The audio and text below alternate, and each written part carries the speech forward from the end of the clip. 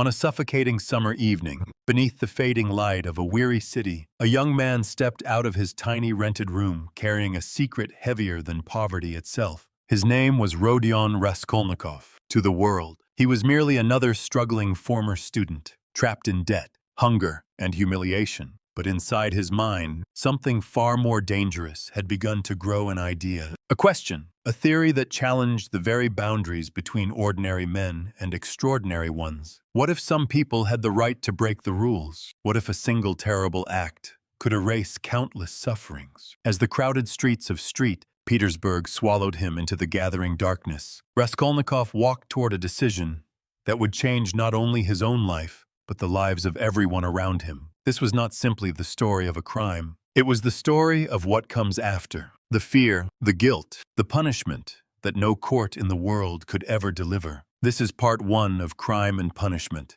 Part 1, Chapter 1. On an exceptionally hot evening early in July, a young man came out of the garret in which he lodged in S place and walked slowly, as though in hesitation, towards K bridge. He had successfully avoided meeting his landlady on the staircase. His garret was under the roof of a high, 5-storied house and was more like a cupboard than a room. The landlady who provided him with garret, dinners, and attendance lived on the floor below, and every time he went out, he was obliged to pass her kitchen, the door of which invariably stood open. And each time he passed, the young man had a sick, frightened feeling, which made him scowl and feel ashamed. He was hopelessly in debt to his landlady, and was afraid of meeting her. This was not because he was cowardly and abject, quite the contrary.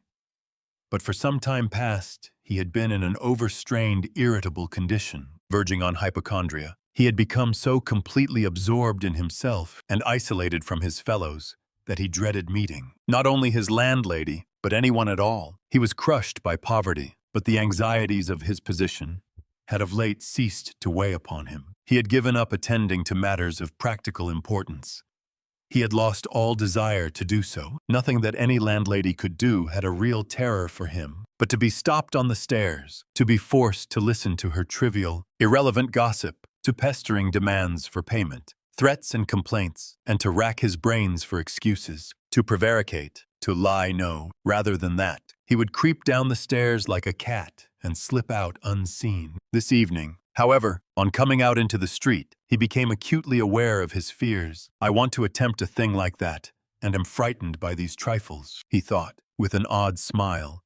Yes, all is in a man's hands, and he lets it all slip from cowardice. That's an axiom. It would be interesting to know what it is men are most afraid of. Taking a new step, uttering a new word is what they fear most. But I am talking too much. It's because I chatter that I do nothing. Or perhaps it is that I chatter because I do nothing. I've learned to chatter this last month, lying for days together in my den thinking of Jack the Giant Killer. Why am I going there now? Am I capable of that? Is that serious? It is not serious at all. It's simply a fantasy to amuse myself. A plaything. Yes, maybe it is a plaything. The heat in the street was terrible. And the airlessness, the bustle and the plaster, scaffolding, bricks, and dust all about him. And that special Petersburg stench, so familiar to all who are unable to get out of town.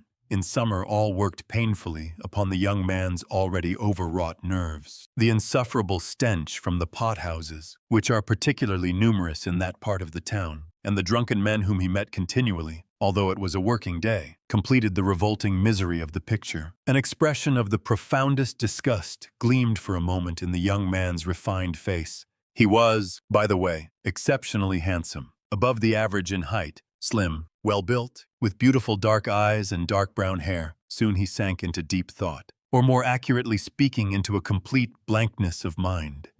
He walked along, not observing what was about him, and not caring to observe it. From time to time, he would mutter something, from the habit of talking to himself, to which he had just confessed. At these moments, he would become conscious that his ideas were sometimes in a tangle, and that he was very weak.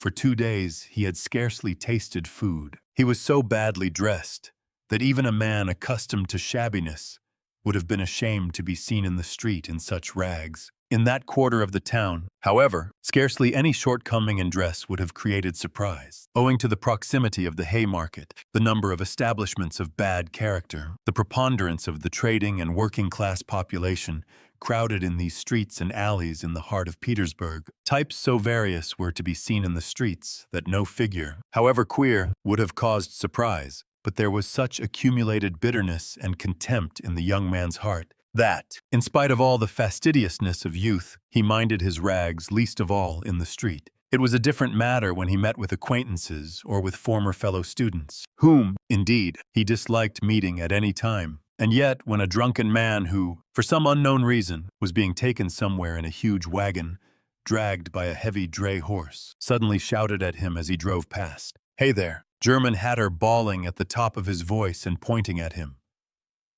The young man stopped suddenly and clutched tremulously at his hat. It was a tall, round hat from Zimmermann's, but completely worn out, rusty with age, all torn and bespattered, brimless and bent on one side in a most unseemly fashion. Not shame, however, but quite another feeling akin to terror had overtaken him. "I knew it," he muttered in confusion. "I thought so. That's the worst of all. Why, a stupid thing like this, the most trivial detail, might spoil the whole plan. Yes, my hat is too noticeable. It looks absurd and that makes it noticeable. With my rags, I ought to wear a cap. Any sort of old pancake, but not this grotesque thing. Nobody wears such a hat. It would be noticed a mile off. It would be remembered. What matters is that people would remember it, and that would give them a clue. For this business, one should be as little conspicuous as possible. Trifles are what matter. Why? It's just such trifles that always ruin everything." He had not far to go. He knew indeed how many steps it was from the gate of his lodging house. Exactly 730. He had counted them once when he had been lost in dreams. At the time, he had put no faith in those dreams, and was only tantalizing himself by their hideous but daring recklessness. Now, a month later, he had begun to look upon them differently, and, in spite of the monologues in which he jeered at his own impotence and indecision, he had involuntarily come to regard this hideous dream as an exploit to be attempted. Although he still did not realize this himself, he was positively going now for a rehearsal of his project, and at every step his excitement grew more and more violent. With a sinking heart and a nervous tremor, he went up to a huge house which on one side looked onto the canal, and on the other into the street. This house was let out in tiny tenements, and was inhabited by working people of all kinds, tailors, locksmiths, cooks, Germans of sorts, girls picking up a living as best they could, petty clerks, etc. There was a continual coming and going through the two gates, and in the two courtyards of the house. 3 or 4 doorkeepers were employed on the building. The young man was very glad to meet none of them, and at once slipped unnoticed through the door on the right, and up the staircase. It was a back staircase, dark and narrow, but he was familiar with it already, and knew his way, and he liked all these surroundings. In such darkness, even the most inquisitive eyes were not to be dreaded. If I am so scared now, what would it be if it somehow came to pass that I were really going to do it? He could not help asking himself as he reached the 4th story. There his progress was barred by some porters who were engaged in moving furniture out of a flat. He knew that the flat had been occupied by a German clerk in the civil service and his family. This German was moving out then, and so the 4th floor on this staircase would be untenanted except by the old woman. That's a good thing anyway, he thought to himself as he rang the bell of the old woman's flat. The bell gave a faint tinkle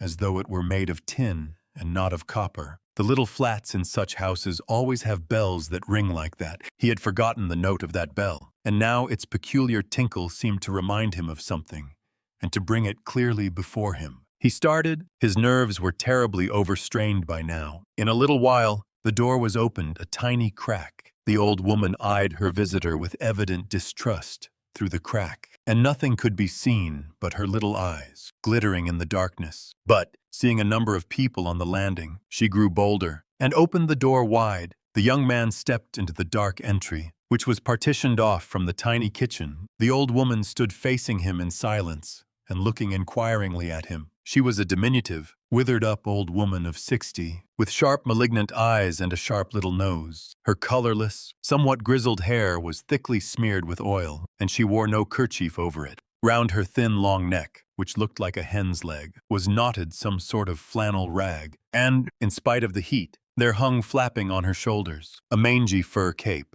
Yellow with age, the old woman coughed and groaned at every instant. The young man must have looked at her with a rather peculiar expression, for a gleam of mistrust came into her eyes again. Raskolnikov, a student. I came here a month ago. The young man made haste to mutter, with a half bow, remembering that he ought to be more polite. I remember, my good sir, I remember quite well your coming here, the old woman said distinctly, still keeping her inquiring eyes on his face. And here I am again on the same errand. Raskolnikov continued, a little disconcerted and surprised at the old woman's mistrust. Perhaps she is always like that, though. Only I did not notice it the other time, he thought with an uneasy feeling. The old woman paused, as though hesitating, then stepped on one side, and pointing to the door of the room, she said, letting her visitor pass in front of her. Step in, my good sir. The little room into which the young man walked, with yellow paper on the walls, geraniums and muslin curtains in the windows, was brightly lighted up at that moment by the setting sun. So the sun will shine like this then too, flashed as it were by chance through Raskolnikov's mind, and with a rapid glance he scanned everything in the room, trying as far as possible to notice and remember its arrangement. But there was nothing special in the room. The furniture, all very old and of yellow wood, consisted of a sofa, with a huge bent wooden back, an oval table in front of the sofa, a dressing table, with the looking-glass fixed on it between the windows, chairs along the walls, and 2 or 3 halfpenny prints in yellow frames, representing German damsels with birds in their hands. That was all. In the corner, a light was burning before a small icon. Everything was very clean. The floor and the furniture were brightly polished. Everything shone. Lizaveta's work, thought the young man. There was not a speck of dust to be seen in the whole flat. It's in the houses of spiteful old widows that one finds such cleanliness. Raskolnikov thought again, and he stole a curious glance at the cotton curtain over the door leading into another tiny room, in which stood the old woman's bed and chest of drawers, and into which he had never looked before. These 2 rooms made up the whole flat. What do you want? The old woman said severely, coming into the room and, as before, standing in front of him so as to look him straight in the face. I've brought something to pawn here. And he drew out of his pocket an old-fashioned flat silver watch, on the back of which was engraved a globe. The chain was of steel, but the time is up for your last pledge. The month was up the day before yesterday. I will bring you the interest for another month. Wait a little. But that's for me to do as I please, my good sir, to wait or to sell your pledge at once. How much will you give me for the watch? Alyona Ivanovna, you come with such trifles, my good sir. It's scarcely worth anything. I gave you 2 rubles last time for your ring, and one could buy it quite new at a jeweler's for 1.5 rubles. Give me 4 rubles for it. I shall redeem it. It was my father's. I shall be getting some money soon. 1.5 rubles, and interest in advance. If you like, 1.5 rubles, cried the young man. Please yourself. And the old woman handed him back the watch. The young man took it, and was so angry that he was on the point of going away, but checked himself at once, remembering that there was nowhere else he could go, and that he had had another object also in coming. Hand it over, he said roughly. The old woman fumbled in her pocket for her keys, and disappeared behind the curtain into the other room. The young man, left standing alone in the middle of the room, listened inquisitively, thinking he could hear her unlocking the chest of drawers. It must be the top drawer, he reflected. So she carries the keys in a pocket on the right, all in one bunch on a steel ring, and there's one key there, 3 times as big as all the others, with deep notches. That can't be the key of the chest of drawers. Then there must be some other chest or strong box. That's worth knowing. Strong boxes always have keys like that. But how degrading it all is. The old woman came back. Here, sir, as we say 10 kopecks the ruble a month. So I must take 15 kopecks from 1.5 rubles for the month in advance. But for the 2 rubles I lent you before, you owe me now 20 kopecks on the same reckoning in advance. That makes 35 kopecks altogether. So I must give you 1 ruble and 15 kopecks for the watch. Here it is. What? Only 1 ruble and 15 kopecks now. Just so. The young man did not dispute it, and took the money. He looked at the old woman, and was in no hurry to get away, as though there was still something he wanted to say or to do, but he did not himself quite know what. I may be bringing you something else in a day or 2. Alyona Ivanovna. A valuable thing. Silver, a cigarette box. As soon as I get it back from a friend. He broke off in confusion. Well, we will talk about it then. Sir, goodbye. Are you always at home alone? Your sister is not here with you. He asked her as casually as possible as he went out into the passage, What business is she of yours? My good sir. Oh, nothing particular. I simply asked. You are too quick. Good day. Alyona Ivanovna. Raskolnikov went out in complete confusion. This confusion became more and more intense. As he went down the stairs, he even stopped short 2 or 3 times, as though suddenly struck by some thought. When he was in the street, he cried out, "Oh, God! How loathsome it all is. And can I possibly? No, it's nonsense. It's rubbish," he added resolutely. And how could such an atrocious thing come into my head? What filthy things my heart is capable of. Yes, filthy above all. Disgusting, loathsome, loathsome. And for a whole month I've been, but no words, no exclamations, could express his agitation, the feeling of intense repulsion which had begun to oppress and torture his heart while he was on his way to the old woman, had by now reached such a pitch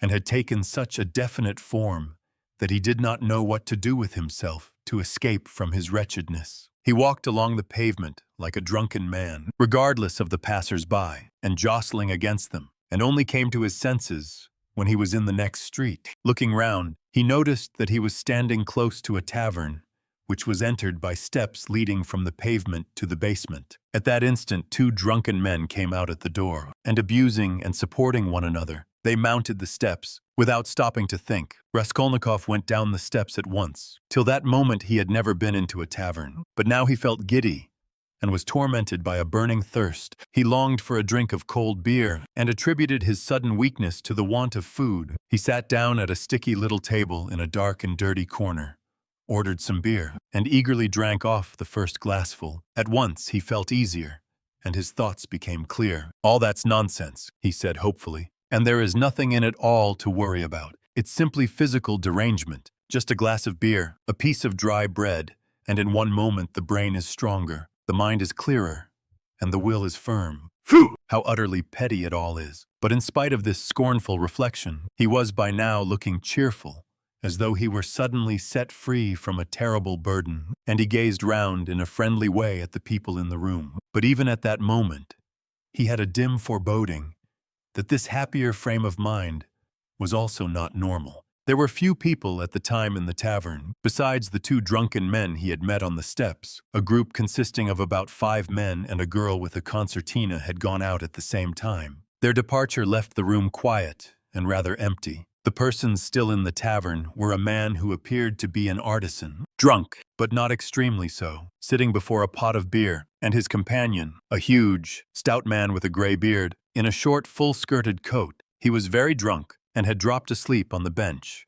Every now and then, he began as though in his sleep, cracking his fingers, with his arms wide apart, and the upper part of his body bounding about on the bench, while he hummed some meaningless refrain, trying to recall some such lines as these: "His wife a year he fondly loved, his wife a year he fondly loved," or suddenly waking up again. Walking along the crowded row, he met the one he used to know, but no one shared his enjoyment. His silent companion looked with positive hostility and mistrust at all these manifestations. There was another man in the room who looked somewhat like a retired government clerk. He was sitting apart, now and then sipping from his pot, and looking round at the company. He, too, appeared to be in some agitation. Chapter 2. Raskolnikov was not used to crowds, and, as we said before, he avoided society of every sort, more especially of late. But now, all at once, he felt a desire to be with other people. Something new seemed to be taking place within him, and with it, he felt a sort of thirst for company. He was so weary after a whole month of concentrated wretchedness and gloomy excitement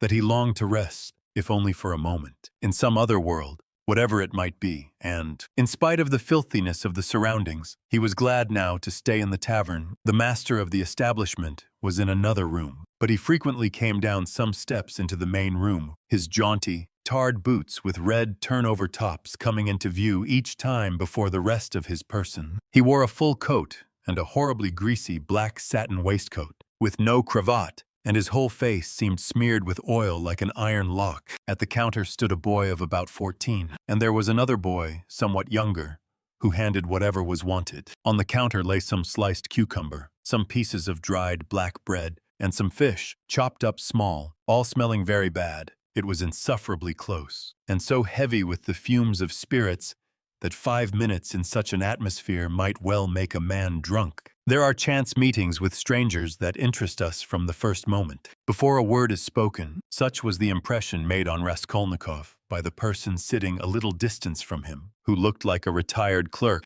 The young man often recalled this impression afterwards, and even ascribed it to presentiment. He looked repeatedly at the clerk, partly no doubt because the latter was staring persistently at him, obviously anxious to enter into conversation, at the other persons in the room, including the tavern keeper. The clerk looked as though he were used to their company, and weary of it, showing a shade of condescending contempt for them, as persons of station and culture inferior to his own, with whom it would be useless for him to converse. He was a man over 50, bald and grizzled, of medium height, and stoutly built. His face, bloated from continual drinking, was of a yellow, even greenish, tinge, with swollen eyelids out of which keen reddish eyes gleamed like little chinks. But there was something very strange in him.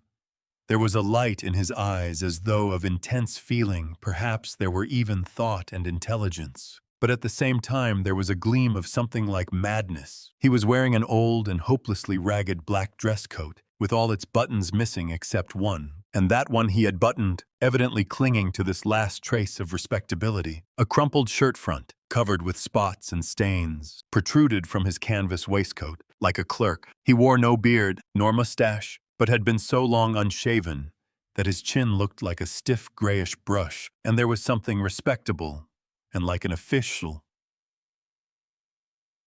about his manner too, but he was restless. He ruffled up his hair, and from time to time let his head drop into his hands, dejectedly resting his ragged elbows on the stained and sticky table. At last he looked straight at Raskolnikov, and said loudly and resolutely, "May I venture, honored sir, to engage you in polite conversation, forasmuch as, though your exterior would not command respect, my experience admonishes me that you are a man of education, and not accustomed to drinking. I have always respected education, when in conjunction with genuine sentiments, and I am besides a titular counselor in rank. Marmeladov, such is my name, titular counselor. I make bold to inquire, have you been in the service?" "No, I am studying," answered the young man, somewhat surprised at the grandiloquent style of the speaker, and also at being so directly addressed. In spite of the momentary desire he had just been feeling for company of any sort, on being actually spoken to, he felt immediately his habitual irritable and uneasy aversion for any stranger who approached or attempted to approach him. "A student then, or formerly a student," cried the clerk. "Just what I thought. I'm a man of experience, immense experience, sir," and he tapped his forehead with his fingers in self-approval. "You've been a student or have attended some learned institution, but allow me." He got up, staggered, took up his jug and glass, and sat down beside the young man, facing him a little sideways. He was drunk, but spoke fluently and boldly, only occasionally losing the thread of his sentences and drawling his words. He pounced upon Raskolnikov as greedily as though he too had not spoken to a soul for a month. "Honored sir," he began almost with solemnity, "poverty is not a vice. That's a true saying. Yet I know too that drunkenness is not a virtue, and that that's even truer. But beggary, honored sir, beggary is a vice. In poverty, you may still retain your innate nobility of soul, but in beggary never no one. For beggary a man is not chased out of human society with a stick. He is swept out with a broom, so as to make it as humiliating as possible. And quite right, too. Forasmuch as in beggary, I am ready to be the first to humiliate myself. Hence the pothouse. Honored sir, a month ago Mr. Lebeziatnikov gave my wife a beating, and my wife is a very different matter from me. Do you understand? Allow me to ask you another question, out of simple curiosity. Have you ever spent a night on a hay barge? On the Neva? No, I have not happened to, answered Raskolnikov. What do you mean? Well, I've just come from one, and it's the 5th night I've slept, so. He filled his glass, emptied it, and paused. Bits of hay were in fact clinging to his clothes and sticking to his hair. It seemed quite probable that he had not undressed or washed for the last 5 days. His hands, particularly, were filthy. They were fat and red, with black nails. His conversation seemed to excite a general though languid interest. The boys at the counter fell to sniggering. The innkeeper came down from the upper room, apparently on purpose to listen to the funny fellow, and sat down at a little distance, yawning lazily, but with dignity. Evidently Marmeladov was a familiar figure here, and he had most likely acquired his weakness for high-flown speeches from the habit of frequently entering into conversation with strangers of all sorts in the tavern. This habit develops into a necessity in some drunkards, and especially in those who are looked after sharply and kept in order at home. Hence, in the company of other drinkers, they try to justify themselves, and even if possible, obtain consideration. "Funny fellow," pronounced the innkeeper. "And why don't you work? Why aren't you at your duty? If you are in the service, why am I not at my duty?" "Honored sir," Marmeladov went on, addressing himself exclusively to Raskolnikov, as though it had been he who put that question to him. "Why am I not at my duty? Does not my heart ache to think what a useless worm I am? A month ago, when Mr. Lebeziatnikov beat my wife with his own hands, and I lay drunk, didn't I suffer? Excuse me, young man, has it ever happened to you? Well, to petition hopelessly for a loan. Yes, it has. But what do you mean by hopelessly? Hopelessly in the fullest sense, when you know beforehand that you will get nothing by it. You know, for instance, beforehand, with positive certainty that this man, this most reputable and exemplary citizen, will on no consideration give you money. And indeed I ask you, why should he? For he knows, of course, that I shan't pay it back, from compassion. But Mr. Lebeziatnikov, who keeps up with modern ideas, explained the other day that compassion is forbidden nowadays by science itself, and that that's what is done now in England, where there is political economy. Why, I ask you, should he give it to me? And yet, though I know beforehand that he won't, I set off to him and, "Why do you go?" put in Raskolnikov. "Well, when one has no one, nowhere else one can go. For every man must have somewhere to go, since there are times when one absolutely must go somewhere. When my own daughter first went out with a yellow ticket, then I had to go, for my daughter has a yellow passport," he added in parenthesis, looking with a certain uneasiness at the young man. "No matter, sir, no matter," he went on hurriedly, and with apparent composure, when both the boys at the counter guffawed, and even the innkeeper smiled. "Oh, matter. I am not confounded by the wagging of their heads, for everyone knows everything about it already, and all that is secret is made open. And I accept it all, not with contempt, but with humility. So be it, so be it. Behold the man. Excuse me, young man, can you, no, to put it more strongly and more distinctly, not can you, but dare you, looking upon me, assert that I am not a pig?" The young man did not answer a word. "Well," the orator began again stolidly, and with even increased dignity, after waiting for the laughter in the room to subside. "Well, so be it. I am a pig, but she is a lady. I have the semblance of a beast, but Katerina Ivanovna, my spouse, is a person of education and an officer's daughter. Granted, I am a scoundrel, but she is a woman of a noble heart, full of sentiments, refined by education, and yet, oh, if only she felt for me. Honored sir, you know every man ought to have at least one place where people feel for him. But Katerina Ivanovna, though she is magnanimous, she is unjust, and yet, although I realize that when she pulls my hair, she only does it out of pity, for I repeat, without being ashamed, she pulls my hair. Young man," he declared with redoubled dignity, hearing the sniggering again, "but, my God, if she would but once. But no, it's all in vain, and it's no use talking. For more than once, my wish did come true, and more than once she has felt for me, but such is my fate, and I am a beast by nature." "Rather," assented the innkeeper, yawning. Marmeladov struck his fist resolutely on the table. "Such is my fate. Do you know, sir, I have sold her very stockings for drink. Not her shoes that would be more or less in the order of things, but her stockings. Her stockings I have sold for drink. Her mohair shawl I sold for drink, a present to her long ago, her own property, not mine. And we live in a cold room, and she caught cold this winter, and has begun coughing and spitting blood, too. We have 3 little children, and Katerina Ivanovna is at work from morning till night. She is scrubbing and cleaning and washing the children, for she's been used to cleanliness from a child. But her chest is weak, and she has a tendency to consumption. And I feel it. Do you suppose I don't feel it? And the more I drink, the more I feel it. That's why I drink too. I try to find sympathy and feeling in drink. I drink so that I may suffer twice as much." And as though in despair, he laid his head down on the table. "Young man," he went on, raising his head again, "in your face I seem to read some trouble of mind. When you came in, I read it, and that was why I addressed you at once. For in unfolding to you the story of my life, I do not wish to make myself a laughingstock before these idle listeners, who indeed know all about it already, but I am looking for a man of feeling and education. Know then that my wife was educated in a high-class school for the daughters of noblemen, and on leaving she danced the shawl dance before the governor and other personages, for which she was presented with a gold medal and a certificate of merit. The medal, well, the medal of course was sold long ago, but the certificate of merit is in her trunk still, and not long ago she showed it to our landlady. And although she is most continually on bad terms with the landlady, yet she wanted to tell someone or other of her past honors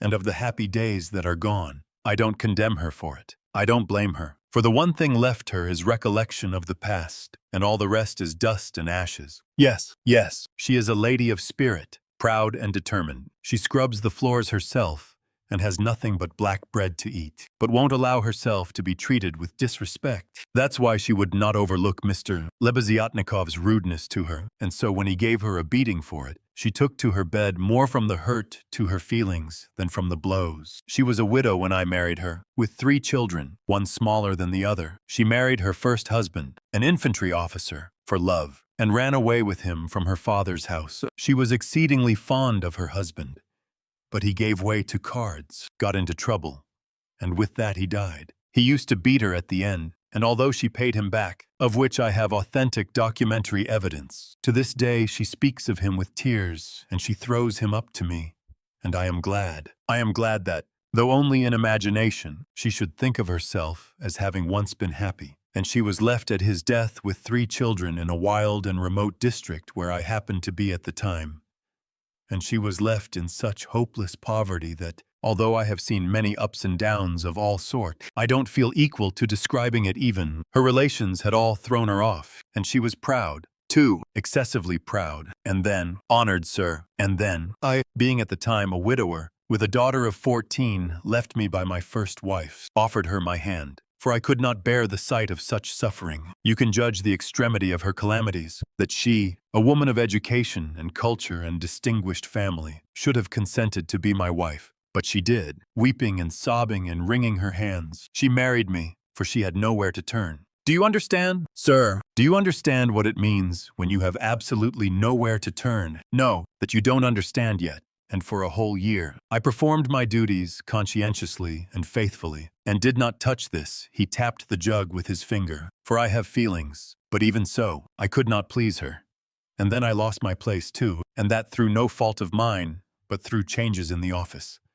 And then I did touch it. It will be a year and a half ago soon, since we found ourselves at last, after many wanderings and numerous calamities in this magnificent capital, adorned with innumerable monuments, here I obtained a situation. I obtained it and I lost it again. Do you understand? This time it was through my own fault I lost it, for my weakness had come out. We have now part of a room at Amalia Fyodorovna Lipovexel's, and what we live upon and what we pay our rent with, I could not say. There are a lot of people living there besides ourselves. Dirt and disorder, a perfect bedlam.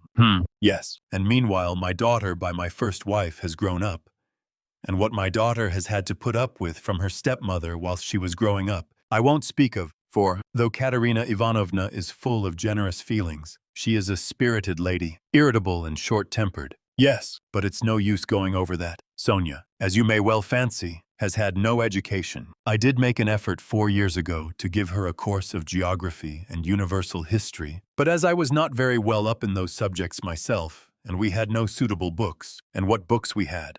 Anyway, we have not even those now, so all our instruction came to an end. We stopped at Cyrus of Persia. Since she has attained years of maturity, she has read other books of romantic tendency, and of late she had read with great interest a book she got through Mr. Lebeziatnikov, Lewis's Physiology, do you know it? And even recounted extracts from it to us. And that's the whole of her education. And now may I venture to address you, honored sir, on my own account, with a private question. Do you suppose that a respectable poor girl can earn much by honest work? Not 15 farthings a day can she earn, if she is respectable and has no special talent, and that without putting her work down for an instant. And what's more, Ivan Ivanitch Klopstock, the civil councillor, have you heard of him? Has not to this day paid her for the half-dozen linen shirts she made him, and drove her roughly away, stamping and reviling her, on the pretext that the shirt collars were not made like the pattern, and were put in askew, and there are the little ones hungry. and Katerina Ivanovna walking up and down and wringing her hands, her cheeks flushed red, as they always are in that disease. "Here you live with us," says she. "You eat and drink and are kept warm, and you do nothing to help. And much she gets to eat and drink when there is not a crust for the little ones for 3 days. I was lying at the time. Well, what of it? I was lying drunk, and I heard my Sonia speaking. She is a gentle creature with a soft little voice, fair hair and such a pale, thin little face. She said, 'Katerina Ivanovna, am I really to do a thing like that?' And Darya Frantsovna, a woman of evil character and very well known to the police, had 2 or 3 times tried to get at her through the landlady. 'And why not?' said Katerina Ivanovna with a jeer. 'You are something mighty precious to be so careful of. But don't blame her. Don't blame her, honored sir. Don't blame her. She was not herself when she spoke, but driven to distraction by her illness and the crying of the hungry children. And it was said more to wound her than anything else, for that's Katerina Ivanovna's character. And when children cry, even from hunger, she falls to beating them at once. At 6 o'clock I saw Sonia get up, put on her kerchief and her cape, and go out of the room, and about 9 o'clock she came back. She walked straight up to Katerina Ivanovna, and she laid 30 rubles on the table before her in silence. She did not utter a word. She did not even look at her. She simply picked up our big green drap-de-dame's shawl. We have a shawl made of drap-de-dames, put it over her head and face, and lay down on the bed with her face to the wall. Only her little shoulders and her body kept shuddering, and I went on lying there, just as before, and then I saw, young man, I saw Katerina Ivanovna, in the same silence, go up to Sonia's little bed. She was on her knees all the evening, kissing Sonia's feet, and would not get up, and then they both fell asleep in each other's arms. Together. Yes, and I lay drunk. Marmeladov stopped short, as though his voice had failed him. Then he hurriedly filled his glass, drank, and cleared his throat. Since then, sir, he went on after a brief pause, since then, owing to an unfortunate occurrence, and through information given by evil-intentioned persons, in all which Darya Frantsovna took a leading part on the pretext that she had been treated with want of respect. Since then, my daughter Sofya Semyonovna has been forced to take a yellow ticket, and owing to that she is unable to go on living with us. For our landlady, Amalia Fyodorovna, would not hear of it, though she had backed up Darya Frantsovna before, and Mr. Lebeziatnikov too. All the trouble between him and Katerina Ivanovna was on Sonia's account. At first he was for making up to Sonia himself, and then all of a sudden he stood on his dignity. "How," said he, "can a highly educated man like me live in the same rooms with a girl like that?" And Katerina Ivanovna would not let it pass. She stood up for her, and so that's how it happened. And Sonia comes to us now, mostly after dark. She comforts Katerina Ivanovna and gives her all she can. She has a room at the Kapernaumovs, the tailors. She lodges with them. Kapernaumov is a lame man with a cleft palate, and all of his numerous family have cleft palates too. And his wife, too, has a cleft palate. They all live in one room, but Sonia has her own, partitioned off. Yes, very poor people and all with cleft palates. Yes. Then I got up in the morning and put on my rags, lifted up my hands to heaven, and set off to His Excellency Ivan Afanasovich. His Excellency Ivan Afanasovich. Do you know him? No. Well, then, it's a man of God you don't know. He is wax before the face of the Lord, even as wax melteth. His eyes were dim when he heard my story. Marmeladov, once already you have deceived my expectations. I'll take you once more on my own responsibility. That's what he said. Remember, he said, and now you can go. I kissed the dust at his feet in thought only, for in reality he would not have allowed me to do it. Being a statesman, and a man of modern political and enlightened ideas, I returned home, and when I announced that I'd been taken back into the service and should receive a salary, heavens, what a to-do there was. Marmeladov stopped again in violent excitement. At that moment a whole party of revelers already drunk came in from the street, and the sounds of a hired concertina and the cracked piping voice of a child of 7 singing the Hamlet were heard in the entry. The room was filled with noise. The tavern keeper and the boys were busy with the newcomers. Marmeladov, paying no attention to the new arrivals, continued his story. He appeared by now to be extremely weak, but as he became more and more drunk, he became more and more talkative. The recollection of his recent success in getting the situation seemed to revive him, and was positively reflected in a sort of radiance on his face. Raskolnikov listened attentively. That was 5 weeks ago, sir. Yes, as soon as Katerina Ivanovna and Sonia heard of it.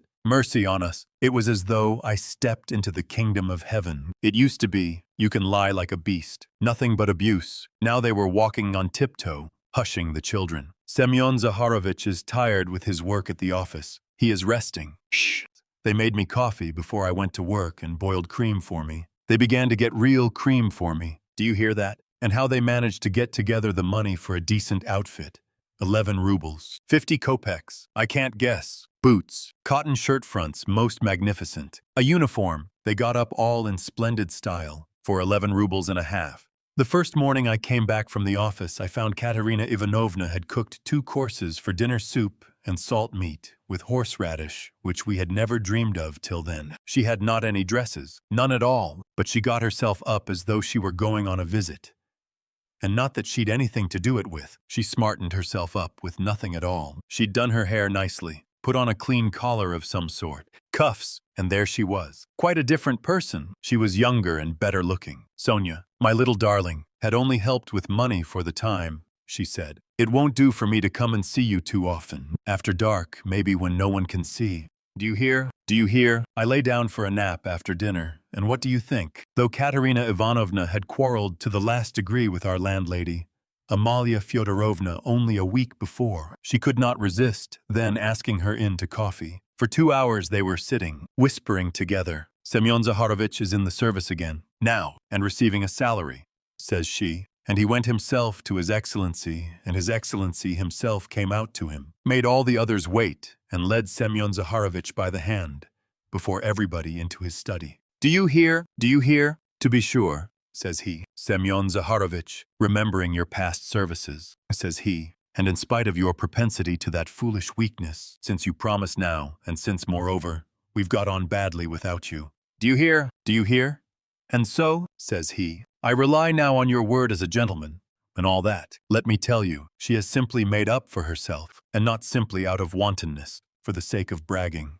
No, she believes it all herself. She amuses herself with her own fancies. Upon my word, she does, and I don't blame her for it. No, I don't blame her. 6 days ago, when I brought her my first earnings, in full 23 rubles, 40 kopecks altogether, she called me her poppet. Poppet, said she, my little poppet. And when we were by ourselves, you understand, you would not think me a beauty. You would not think much of me as a husband. Would you? Well, she pinched my cheek. My little poppet, said she. Marmeladov broke off, tried to smile, but suddenly his chin began to twitch. He controlled himself, however. The tavern, the degraded appearance of the man, the 5 nights in the hay barge, and the pot of spirits. And yet this poignant love for his wife and children bewildered his listener. Raskolnikov listened intently, but with a sick sensation. He felt vexed that he had come here. Honored sir, cried Marmeladov, recovering himself. Oh, sir, perhaps all this seems a laughing matter to you, as it does to others, and perhaps I am only worrying you with the stupidity of all the trivial details of my home life. But it is not a laughing matter to me, for I can feel it all, and the whole of that heavenly day of my life,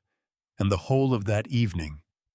I passed in fleeting dreams of how I would arrange it all, and how I would dress all the children, and how I should give her rest, and how I should rescue my own daughter from dishonor, and restore her to the bosom of her family, and a great deal more, quite excusable. Sir, well, then, Sir Marmeladov suddenly gave a sort of start, raised his head, and gazed intently at his listener. Well, on the very next day, after all those dreams, that is to say, exactly 5 days ago, in the evening, by a cunning trick, like a thief in the night, I stole from Katerina Ivanovna the key of her box, took out what was left of my earnings. How much it was I have forgotten, and now look at me. All of you, it's the 5th day since I left home, and they are looking for me there.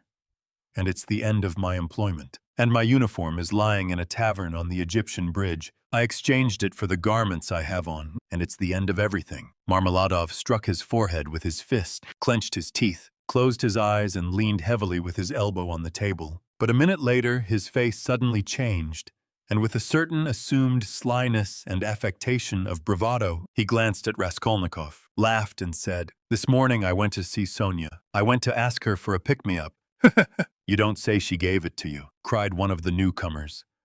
He shouted the words and went off into a guffaw. This very quart was bought with her money, Marmeladov declared, addressing himself exclusively to Raskolnikov. 30 kopecks she gave me with her own hands. Her last, all she had. As I saw, she said nothing. She only looked at me without a word. Not on earth, but up yonder. They grieve over men. They weep, but they don't blame them. They don't blame them. But it hurts more. It hurts more when they don't blame. 30 kopecks, yes, and maybe she needs them now.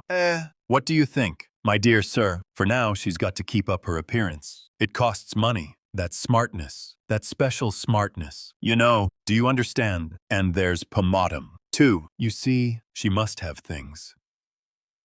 Petticoats, starched ones, shoes, 2 real jaunty ones to show off her foot when she has to step over a puddle. Do you understand, sir? Do you understand what all that smartness means? And here her own father, here I took 30 kopecks of that money for a drink, and I am drinking it, and I have already drunk it. Come, who will have pity on a man like me? Are you sorry for me, sir, or not? Tell me, sir, are you sorry or not?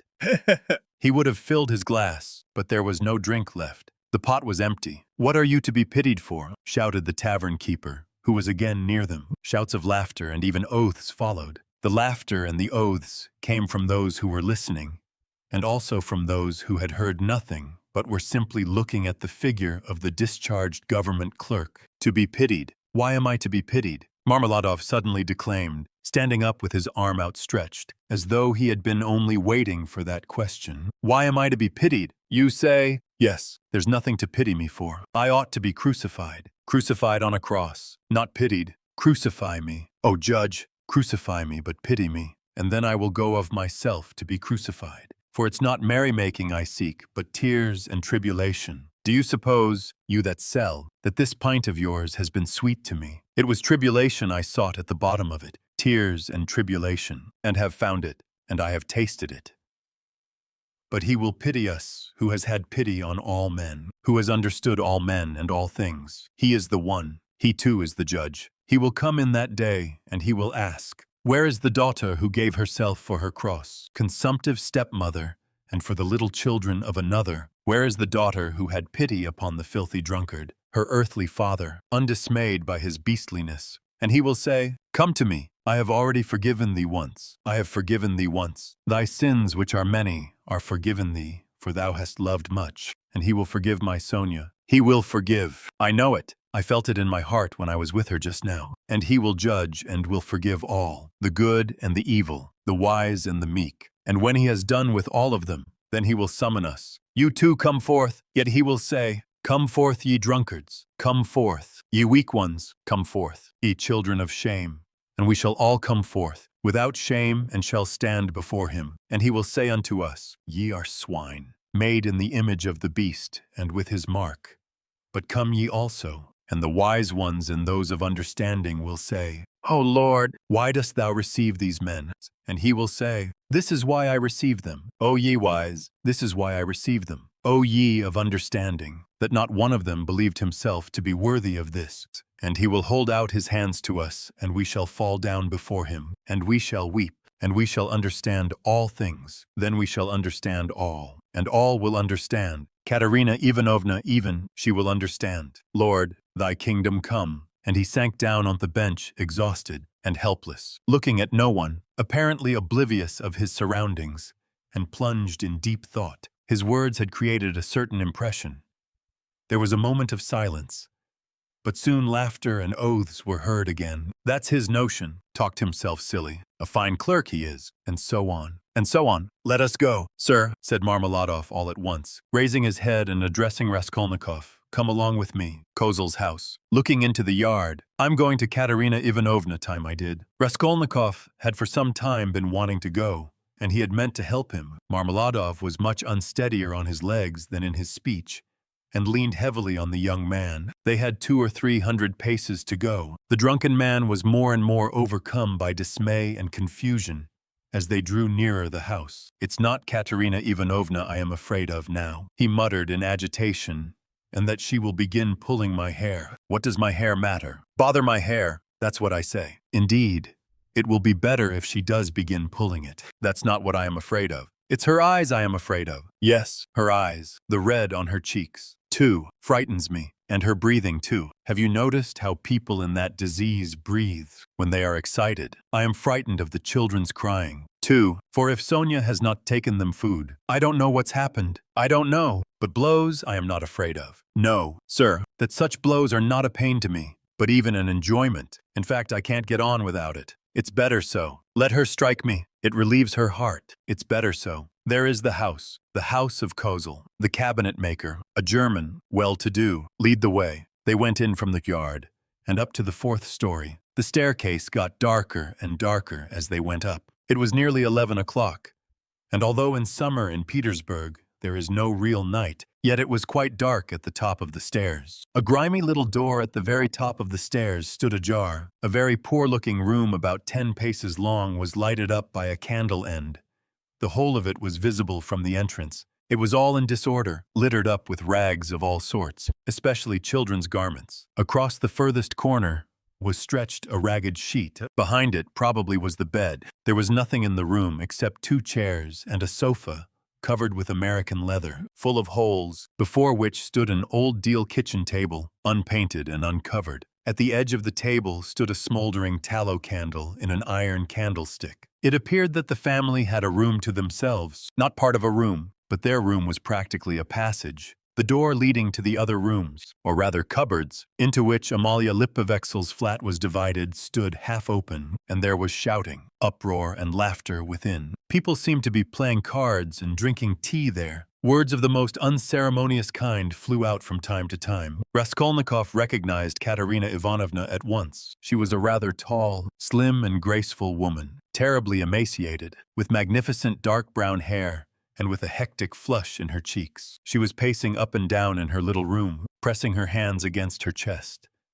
Her lips were parched, and her breathing came in nervous, broken gasps. Her eyes glittered as in fever and looked about with a harsh, immovable stare, and that consumptive and excited face, with the last flickering light of the candle end playing upon it, made a sickening impression. She seemed to Raskolnikov about 30 years old, and was certainly a strange wife for Marmeladov. She had not heard them and did not notice them coming in. She seemed to be lost in thought, hearing and seeing nothing. The room was close, but she had not opened the window. A stench rose from the staircase, but the door onto the stairs was not closed. From the inner rooms, clouds of tobacco smoke floated in. She kept coughing, but did not close the door. The youngest child, a girl of 6, was asleep, sitting curled up on the floor with her head on the sofa. A boy a year older stood crying and shaking in the corner. Probably he had just had a beating. Beside him stood a girl of 9 years old, tall and thin, wearing a thin and ragged chemise with an ancient cashmere pelisse flung over her bare shoulders, long outgrown and barely reaching her knees. Her arm, as thin as a stick, was round her brother's neck. She was trying to comfort him, whispering something to him, and doing all she could to keep him from whimpering again. At the same time, her large dark eyes, which looked larger still from the thinness of her frightened face, were watching her mother with alarm. Marmeladov did not enter the door, but dropped on his knees in the very doorway, pushing Raskolnikov in front of him. The woman, seeing a stranger, stopped indifferently facing him, coming to herself for a moment, and apparently wondering what he had come for, but evidently she decided that he was going into the next room, as he had to pass through hers to get there. Taking no further notice of him, she walked towards the outer door to close it, and uttered a sudden scream on seeing her husband on his knees in the doorway. "Ah!" she cried out in a frenzy. "He has come back, the criminal, the monster. And where is the money? What's in your pocket? Show me. And your clothes are all different. Where are your clothes? Where is the money? Speak!" And she fell to searching him. Marmeladov submissively and obediently held up both arms to facilitate the search. Not a farthing was there. "Where is the money?" she cried. "Mercy on us! Can he have drunk it all?" There were 12 silver rubles left in the chest, and in a fury she seized him by the hair and dragged him into the room. Marmeladov seconded her efforts by meekly crawling along on his knees. "And this is a consolation to me. This does not hurt me, but is a positive consolation. Ho nu red sir," he called out, shaken to and fro by his hair, and even once striking the ground with his forehead. The child asleep on the floor woke up and began to cry. The boy in the corner, losing all control, began trembling and screaming, and rushed to his sister in violent terror, almost in a fit. The eldest girl was shaking like a leaf. "He's drunk it. He's drunk it all," the poor woman screamed in despair. "And his clothes are gone, and they are hungry, hungry." And wringing her hands, she pointed to the children. "Oh, accursed life! And you! Are you not ashamed?" She pounced all at once upon Raskolnikov from the tavern. "Have you been drinking with him? You have been drinking with him, too. Go away." The young man was hastening away without uttering a word. The inner door was thrown wide open, and inquisitive faces were peering in at it. Coarse, laughing faces with pipes and cigarettes and heads wearing caps thrust themselves in at the doorway. Further in could be seen figures in dressing gowns flung open, in costumes of unseemly scantiness, some of them with cards in their hands. They were particularly diverted when Marmeladov, dragged about by his hair, shouted that it was a consolation to him. They even began to come into the room. At last a sinister, shrill outcry was heard. This came from Amalia Lipovexel herself, pushing her way amongst them, and trying to restore order after her own fashion, and for the 100th time to frighten the poor woman by ordering her with coarse abuse to clear out of the room next day. As he went out, Raskolnikov had time to put his hand into his pocket, to snatch up the coppers he had received in exchange for his ruble in the tavern, and to lay them unnoticed on the window. Afterwards, on the stairs, he changed his mind and would have gone back. "What a stupid thing I've done," he thought to himself. "They have Sonia and I want it myself." But reflecting that it would be impossible to take it back now, and that in any case he would not have taken it, he dismissed it with a wave of his hand and went back to his lodging. "Sonia wants pomatum too," he said as he walked along the street, and he laughed malignantly. "Such smartness costs money.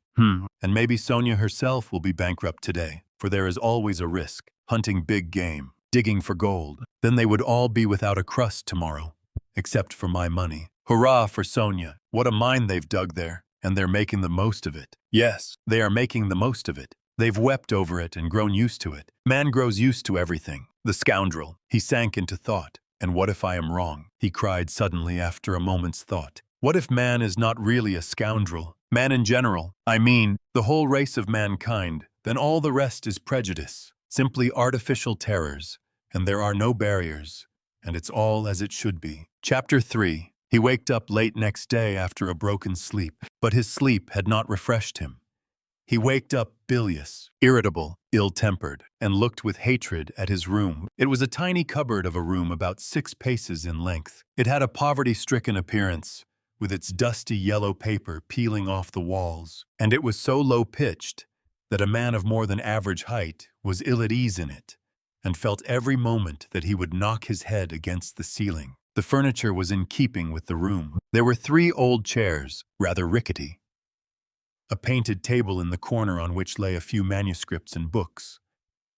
The dust that lay thick upon them showed that they had been long untouched. A big, clumsy sofa occupied almost the whole of one wall and half the floor space of the room.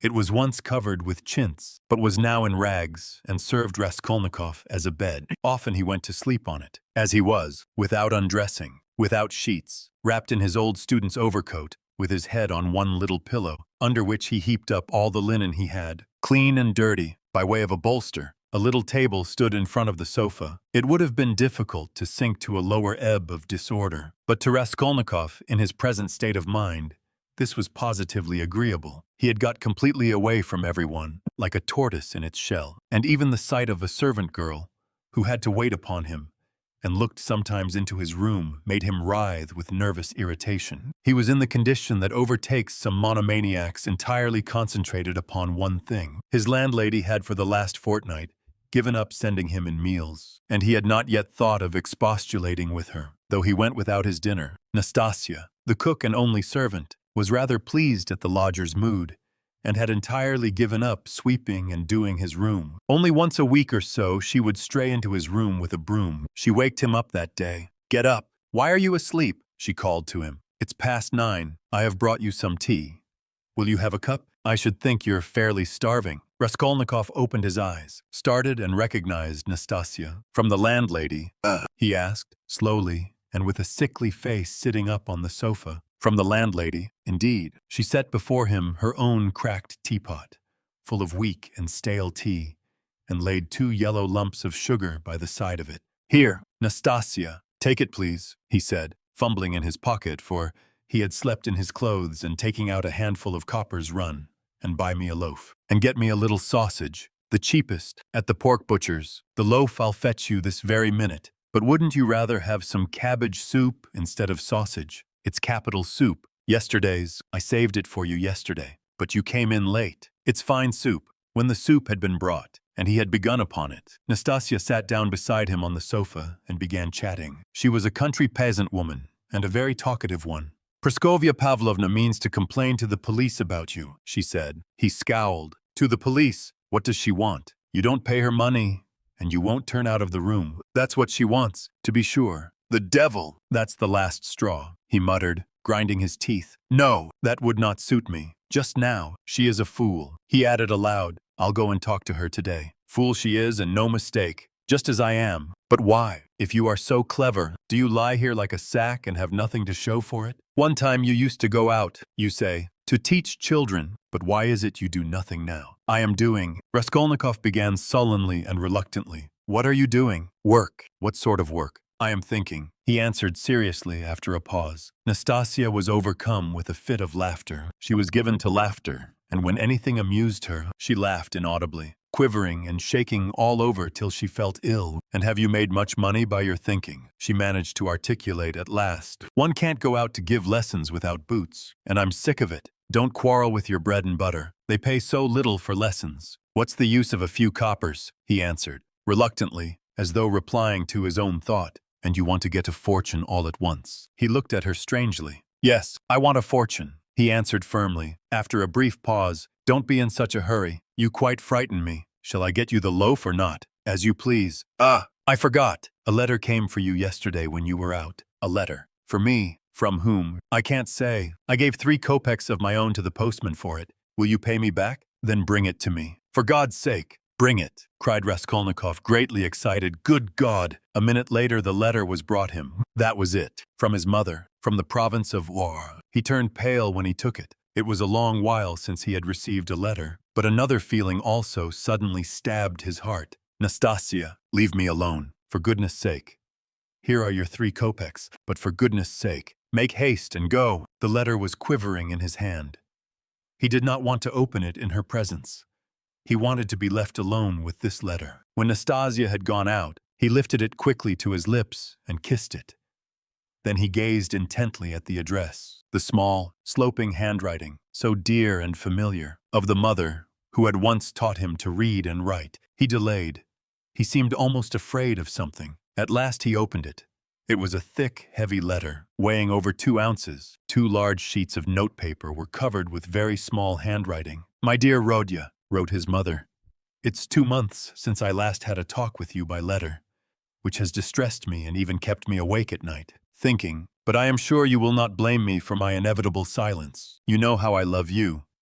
You are all we have to look to. Dunya and I, you are our all, our one hope, our one stay. What a grief it was to me when I heard that you had given up the university some months ago, for want of means to keep yourself, and that you had lost your lessons and your other work. How could I help you out of my 120 rubles a year pension? The 15 rubles I sent you 4 months ago, I borrowed, as you know, on security of my pension, from Vasily Ivanovich Varushin, a merchant of this town. He is a kind-hearted man, and was a friend of your father's too, but having given him the right to receive the pension, I had to wait till the debt was paid off, and that is only just done, so that I've been unable to send you anything all this time. But now, thank God, I believe I shall be able to send you something more.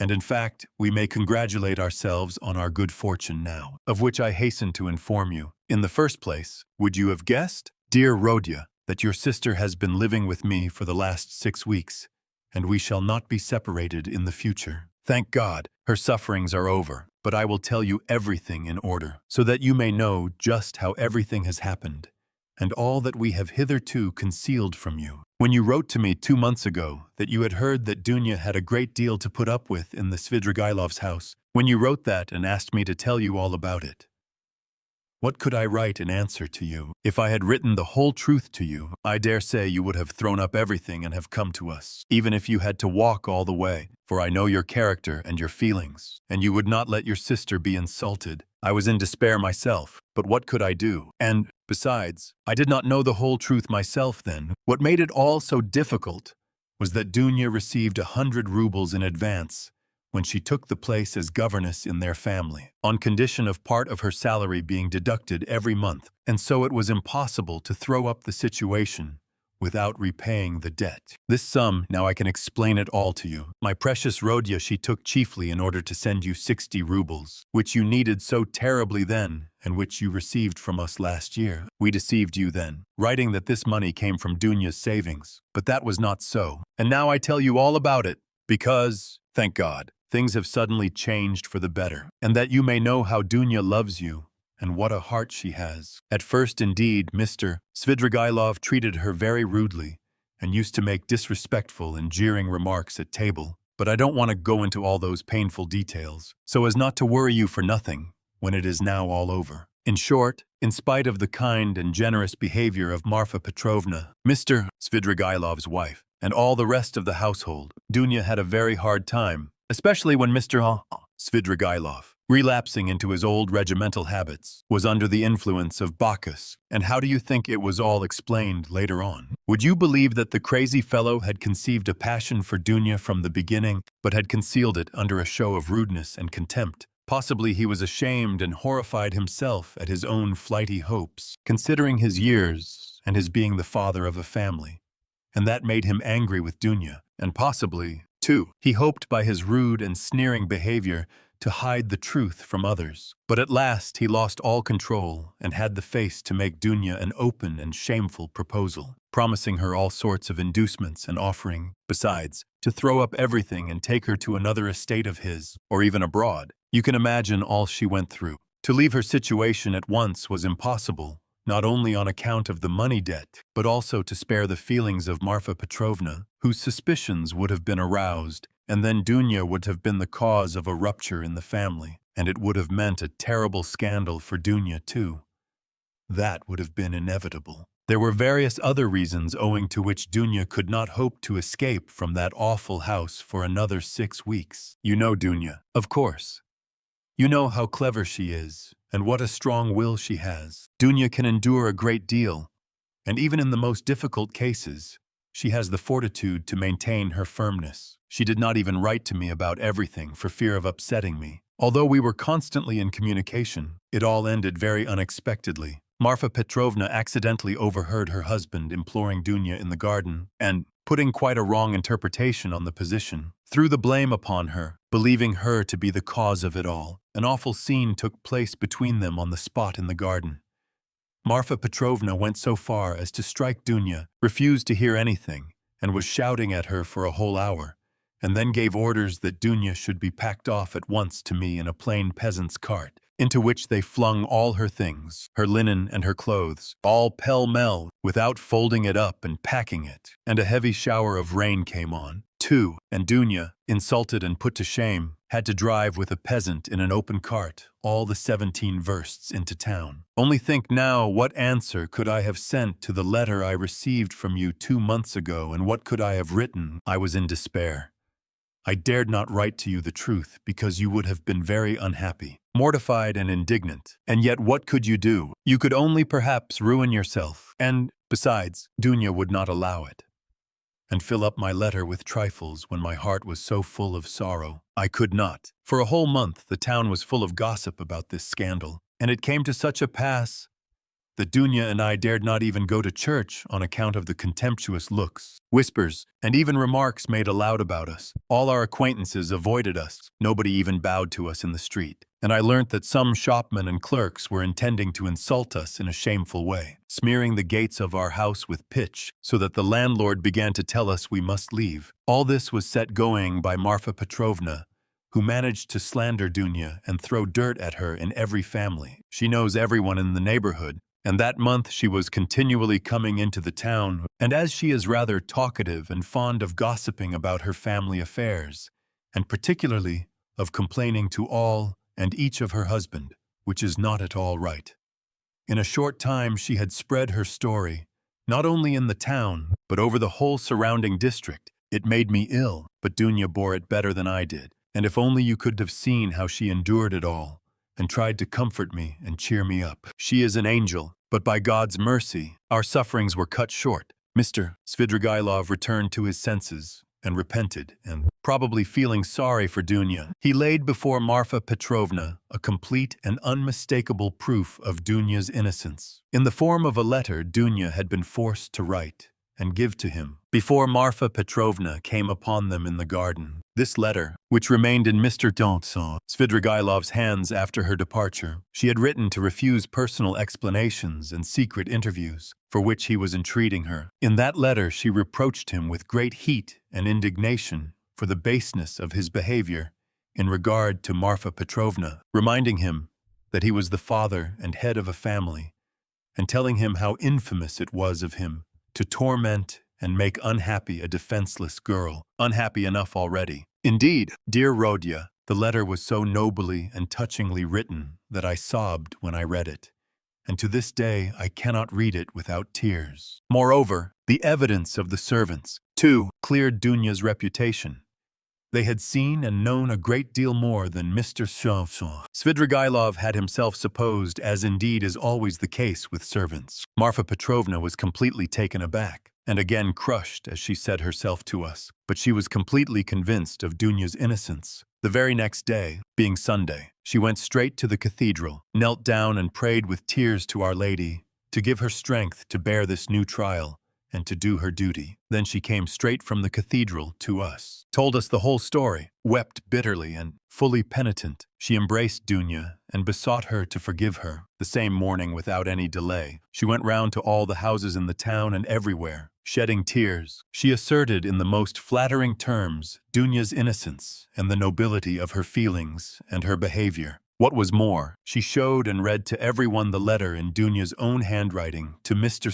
Svidrigailov, and even allowed them to take copies of it, which I must say I think was superfluous. In this way she was busy for several days in driving about the whole town, because some people had taken offense through precedence having been given to others, and therefore they had to take turns, so that in every house she was expected before she arrived. And everyone knew that on such and such a day Marfa Petrovna would be reading the letters in such and such a place, and people assembled for every reading of it. Even many who had heard it several times already, both in their own houses and in other people's. In my opinion, a very great deal of all this was unnecessary.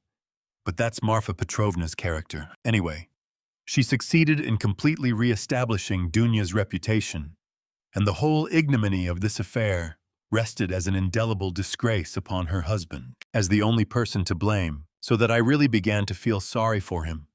It was really treating the crazy fellow too harshly. Dunya was at once asked to give lessons in several families, but she refused. All of a sudden, everyone began to treat her with marked respect, and all this did much to bring about the event by which, one may say, our whole fortunes are now transformed. You must know, dear Rodya, that Dunya has a suitor, and that she has already consented to marry him. I hasten to tell you all about the matter, and though it has been arranged without asking your consent, I think you will not be aggrieved with me or with your sister on that account, for you will see that we could not wait and put off our decision till we heard from you, and you could not have judged all the facts without being on the spot. This was how it happened. He is already of the rank of a counselor, Pyotr Petrovich Luzhin, and is distantly related to Marfa Petrovna, who has been very active in bringing the match about. It began with his expressing through her his desire to make our acquaintance. He was properly received, drank coffee with us, and the very next day he sent us a letter in which he very courteously made an offer and begged for a speedy and decided answer. He is a very busy man and is in a great hurry to get to Petersburg, so that every moment is precious to him. At first, of course, we were greatly surprised, as it had all happened so quickly and unexpectedly. We thought and talked it over the whole day. He is a well-to-do man, to be depended upon. He has 2 posts in the government and has already made his fortune. It is true that he is 45 years old, but he is of a fairly prepossessing appearance and might still be thought attractive by women. And he is altogether a very respectable and presentable man, only he seems a little morose and somewhat conceited. But possibly that may only be the impression he makes at first sight. And beware, dear Rodya, when he comes to Petersburg, as he shortly will do, beware of judging him too hastily and severely, as your way is. If there is anything you do not like in him at first sight, I give you this warning, although I feel sure that he will make a favorable impression upon you. Moreover, in order to understand any man, one must be deliberate and careful to avoid forming prejudices and mistaken ideas, which are very difficult to correct and get over afterwards. And Pyotr Petrovitch, judging by many indications, is a thoroughly estimable man. At his first visit, indeed, he told us that he was a practical man, but still he shares, as he expressed it, many of the convictions of our most rising generation,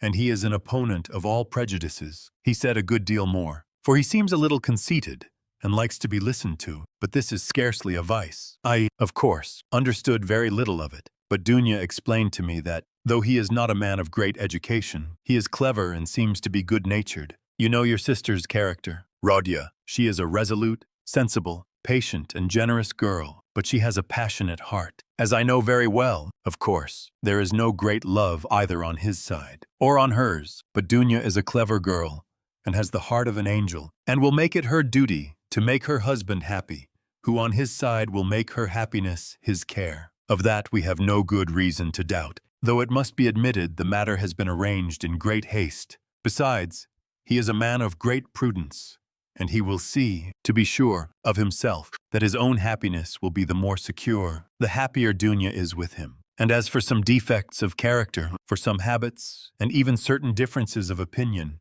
which indeed are inevitable even in the happiest marriages, Dunya has said that, as regards all that, she relies on herself, that there is nothing to be uneasy about, and that she is ready to put up with a great deal, if only their future relationship can be an honorable and straightforward one. He struck me, for instance, at first, as rather abrupt, but that may well come from his being an outspoken man, and that is no doubt how it is. For instance, at his second visit, after he had received Dunya's consent, in the course of conversation, he declared that before making Dunya's acquaintance, he had made up his mind to marry a girl of good reputation, without dowry and, above all, one who had experienced poverty, because, as he explained, a man ought not to be indebted to his wife, but that it is better for a wife to look upon her husband as her benefactor. I must add that he expressed it more nicely and politely than I have done, for I have forgotten his actual phrases and only remember the meaning, and, besides, it was obviously not said of design, but slipped out in the heat of conversation, so that he tried afterwards to correct himself and smooth it over. But all the same, it did strike me as somewhat rude,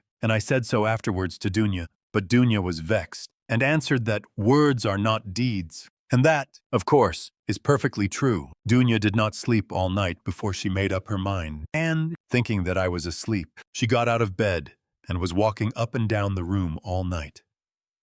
At last she knelt down before the icon and prayed long and fervently, and in the morning she told me that she had decided. I have mentioned already that Pyotr Petrovitch is just setting off for Petersburg, where he has a great deal of business, and he wants to open a legal bureau. He has been occupied for many years in conducting civil and commercial litigation, and only the other day he won an important case. He has to be in Petersburg because he has an important case before the Senate. So, Rodya dear, he may be of the greatest use to you, in every way indeed, and Dunya and I have agreed that from this very day you could definitely enter upon your career, and might consider that your future is marked out and assured for you. Oh, if only this comes to pass, this would be such a benefit that we could only look upon it as a providential blessing. Dunya is dreaming of nothing else. We have even ventured already to drop a few words on the subject to Pyotr Petrovitch. He was cautious in his answer, and said that, of course, as he could not get on without a secretary, it would be better to be paying a salary to a relation than to a stranger. If only the former were fitted for the duties, as though there could be doubt of your being fitted. But then he expressed doubts whether your studies at the university would leave you time for work at his office. The matter dropped for the time, but Dunya is thinking of nothing else now. She has been in a sort of fever for the last few days, and has already made a regular plan for your becoming in the end an associate and even a partner in Pyotr Petrovitch's business, which might well be, seeing that you are a student of law, I am in complete agreement with her, Rodia, and share all her plans and hopes, and think there is every probability of realizing them. And in spite of Pyotr Petrovitch's evasiveness, very natural at present, since he does not know you, Dunya is firmly persuaded that she will gain everything by her good influence over her future husband. This she is reckoning upon. Of course, we are careful not to talk of any of these more remote plans to Pyotr Petrovitch, especially of your becoming his partner. He is a practical man, and might take this very coldly. It might all seem to him simply a daydream, nor has either Dunya or I breathed a word to him of the great hopes we have of his helping us to pay for your university studies. We have not spoken of it in the first place, because it will come to pass of itself later on, and he will no doubt, without wasting words, offer to do it of himself, as though he could refuse Dunya that the more readily, since you may, by your own efforts, become his right hand in the office, and receive this assistance not as a charity, but as a salary earned by your own work. Dunya wants to arrange it all like this, and I quite agree with her. And we have not spoken of our plans for another reason. That is, because I particularly wanted you to feel on an equal footing when you first meet him. When Dunya spoke to him with enthusiasm about you, he answered that one could never judge of a man without seeing him close, for oneself, and that he looked forward to forming his own opinion when he makes your acquaintance. Do you know, my precious Rodia, I think that perhaps for some reasons nothing to do with Pyotr Petrovitch, though, simply for my own personal, perhaps old womanish, fancies I should do better to go on living by myself, apart, than with them. After the wedding, I am convinced that he will be generous and delicate enough to invite me and to urge me to remain with my daughter for the future. And if he has said nothing about it hitherto, it is simply because it has been taken for granted. But I shall refuse. I have noticed more than once in my life that husbands don't quite get on with their mothers-in-law, and I don't want to be the least bit in anyone's way, and for my own sake, too, would rather be quite independent, so long as I have a crust of bread of my own and such children as you and Dunya. If possible, I would settle somewhere near you for the most joyful piece of news. Dear Rodia, I have kept for the end of my letter. Know then, my dear boy, that we may, perhaps, be all together in a very short time, and may embrace one another again after a separation of almost 3 years. It is settled for certain that Dunya and I are to set off for Petersburg. Exactly when I don't know, but very, very soon, possibly in a week. It all depends on Pyotr Petrovitch, who will let us know when he has had time to look round him in Petersburg. To suit his own arrangements, he is anxious to have the ceremony as soon as possible, even before the fast of Our Lady, if it could be managed, or if that is too soon to be ready, immediately after. Oh, with what happiness I shall press you to my heart. Dunya is all excitement at the joyful thought of seeing you. She said one day in joke that she would be ready to marry Pyotr Petrovitch for that alone. She is an angel. She is not writing anything to you now, and has only told me to write that she has so much to tell you that she is not going to take up her pen now, for a few lines would tell you nothing, and it would only mean upsetting herself.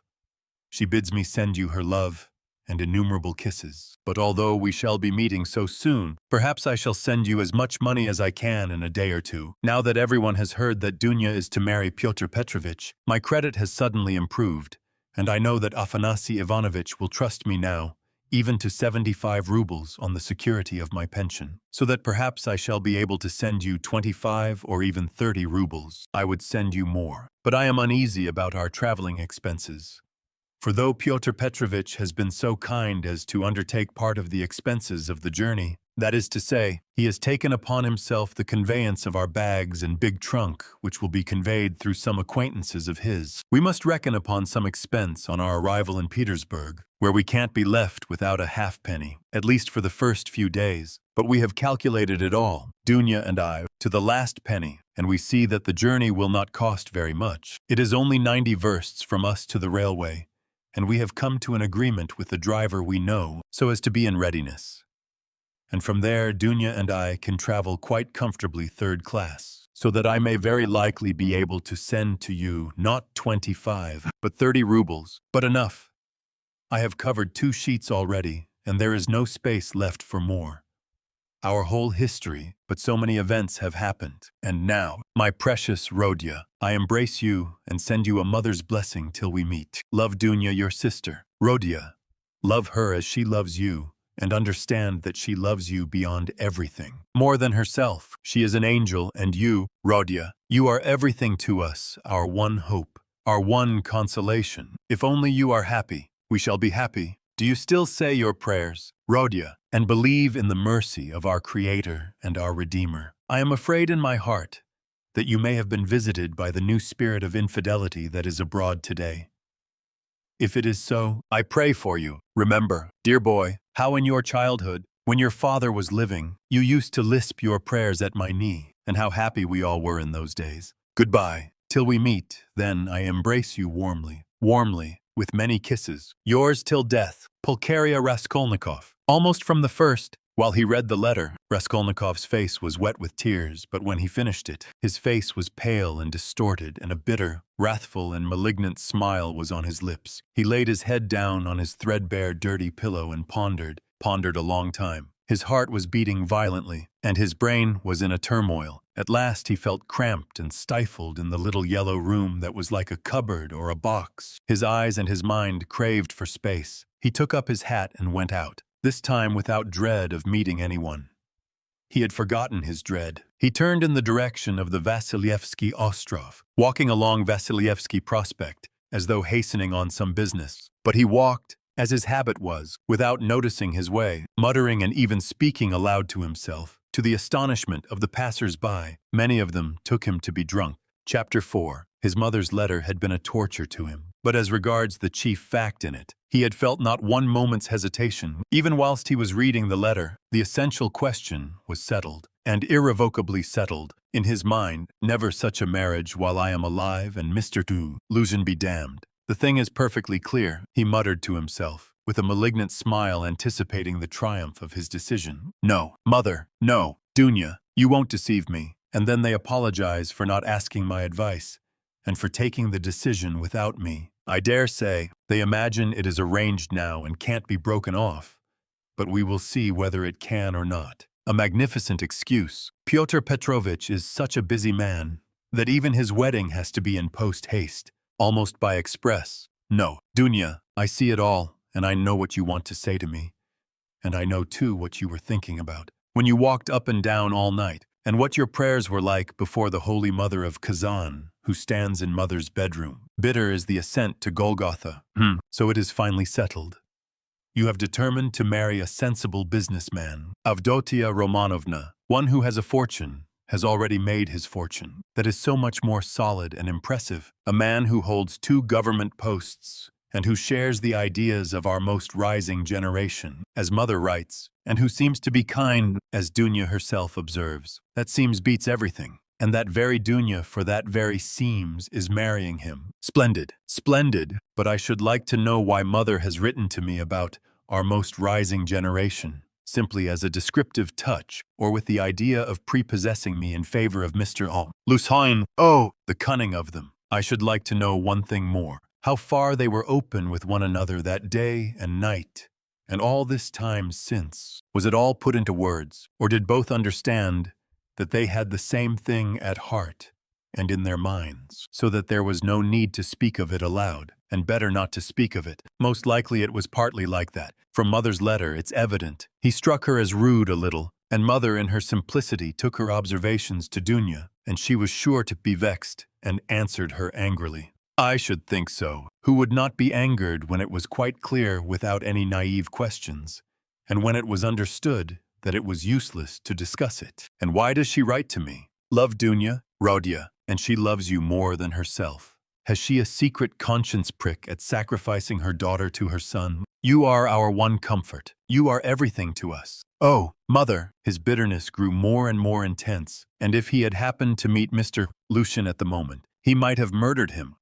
Yes, that's true, he continued, pursuing the whirling ideas that chased each other in his brain. It is true that it needs time and care to get to know a man, but there is no mistake about Mr. Lucian. The chief thing is he is a man of business and seems kind.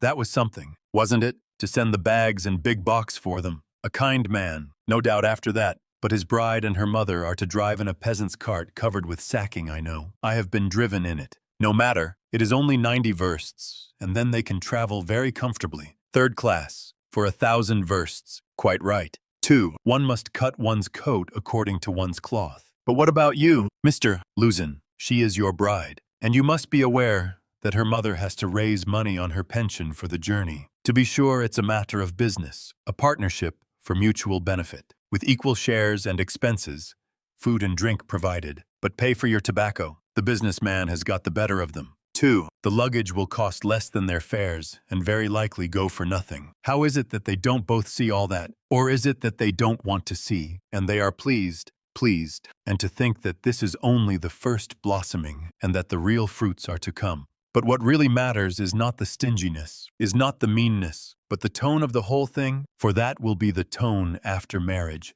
It's a foretaste of it. And mother too. Why should she be so lavish? What will she have by the time she gets to Petersburg? 3 silver rubles or 2 paper ones, as she says. That old woman.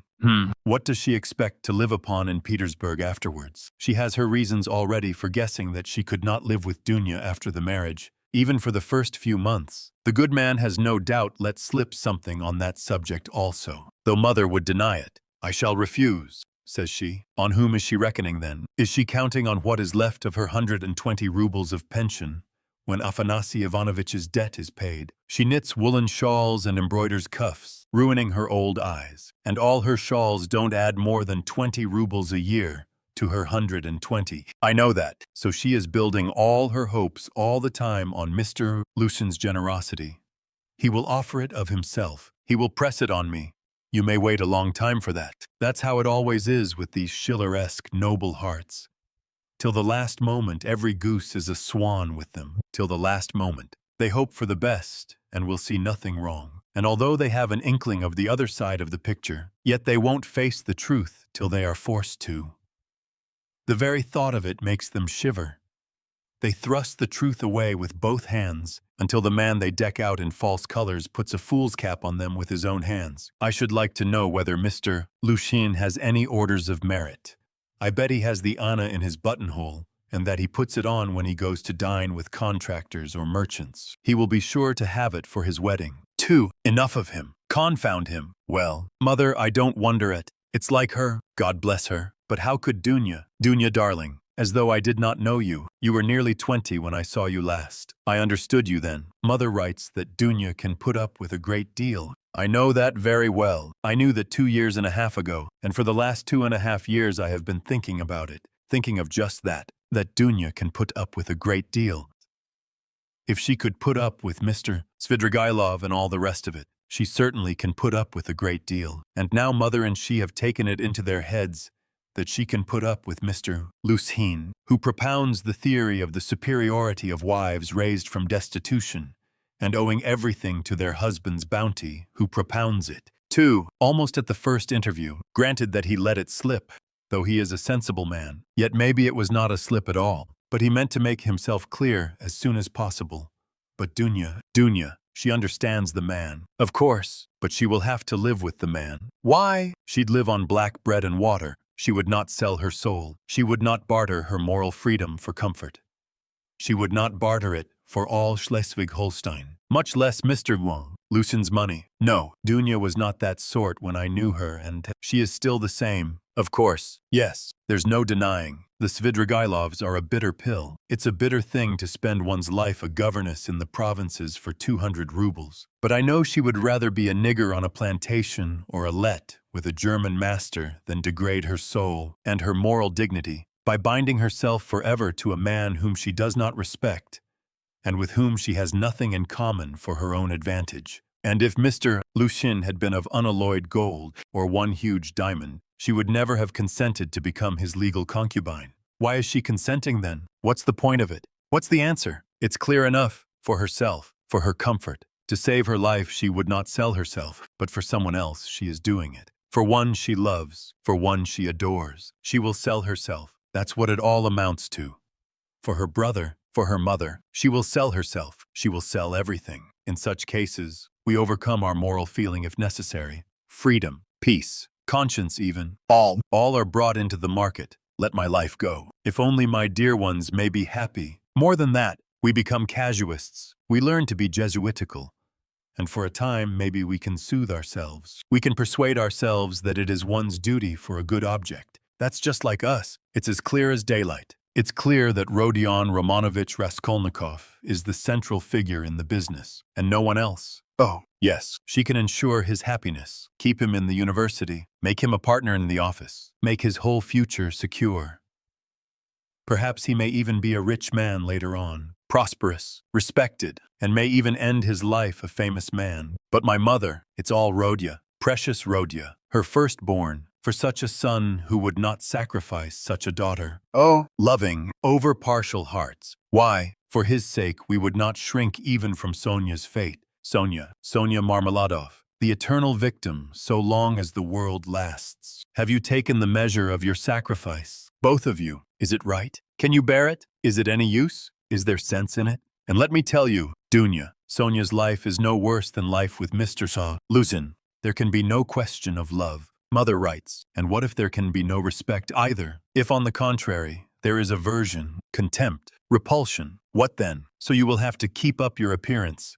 2. Is not that so? Do you understand what that smartness means? Do you understand that the Lusian's smartness is just the same thing as Sonia's, and maybe worse? Viler, baser, because in your case, Dunya, it's a bargain for luxuries, after all. But with Sonia, it's simply a question of starvation. It has to be paid for. It has to be paid for. Dunya, this smartness. And what if it's more than you can bear afterwards? If you regret it, the bitterness, the misery, the curses, the tears hidden from all the world, for you are not a Marfa Petrovna. And how will your mother feel then? Even now she is uneasy. She is worried. But then, when she sees it all clearly. And I, yes, indeed, what have you taken me for? I won't have your sacrifice. Dunya, I won't have it. Mother, it shall not be. So long as I am alive, it shall not. It shall not. I won't accept it. He suddenly paused in his reflection and stood still. It shall not be. But what are you going to do to prevent it? You'll forbid it. And what right have you? What can you promise them on your side to give you such a right? Your whole life, your whole future. You will devote to them when you have finished your studies and obtained a post. Yes, we have heard all that before, and that's all words. But now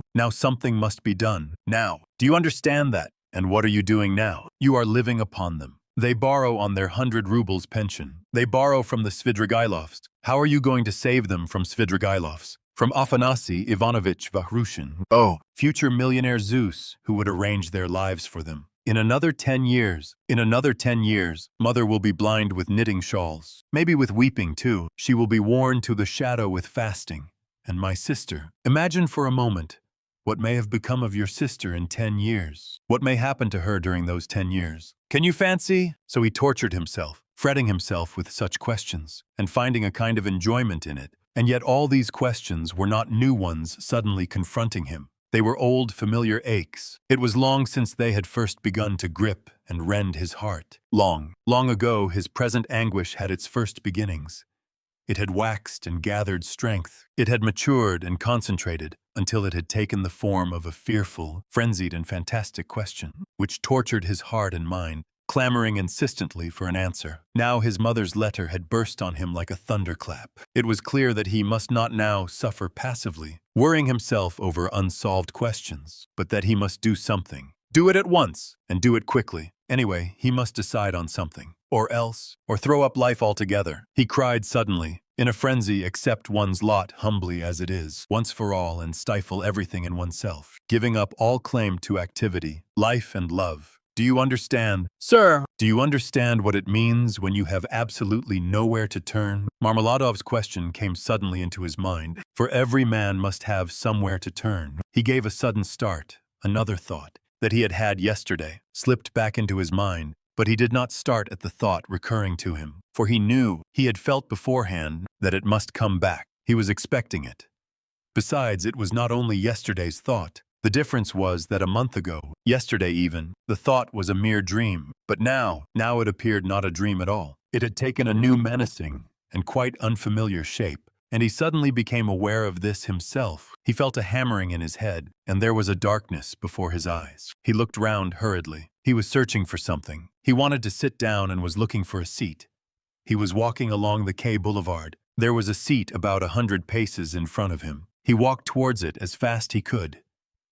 But on the way he met with a little adventure which absorbed all his attention. Looking for the seat, he had noticed a woman walking some 20 paces in front of him. But at first he took no more notice of her than of other objects that crossed his path. It had happened to him many times going home not to notice the road by which he was going, and he was accustomed to walk like that. But there was at first sight something so strange about the woman in front of him that gradually his attention was riveted upon her, at first reluctantly and, as it were, resentfully, and then more and more intently. He felt a sudden desire to find out what it was that was so strange about the woman. In the first place, she appeared to be a girl quite young, and she was walking in the great heat, bareheaded, and with no parasol or gloves, waving her arms about in an absurd way. She had on a dress of some light silky material, but put on strangely awry, not properly hooked up, and torn open at the top of the skirt, close to the waist. A great piece was rent and hanging loose. A little kerchief was flung about her bare throat,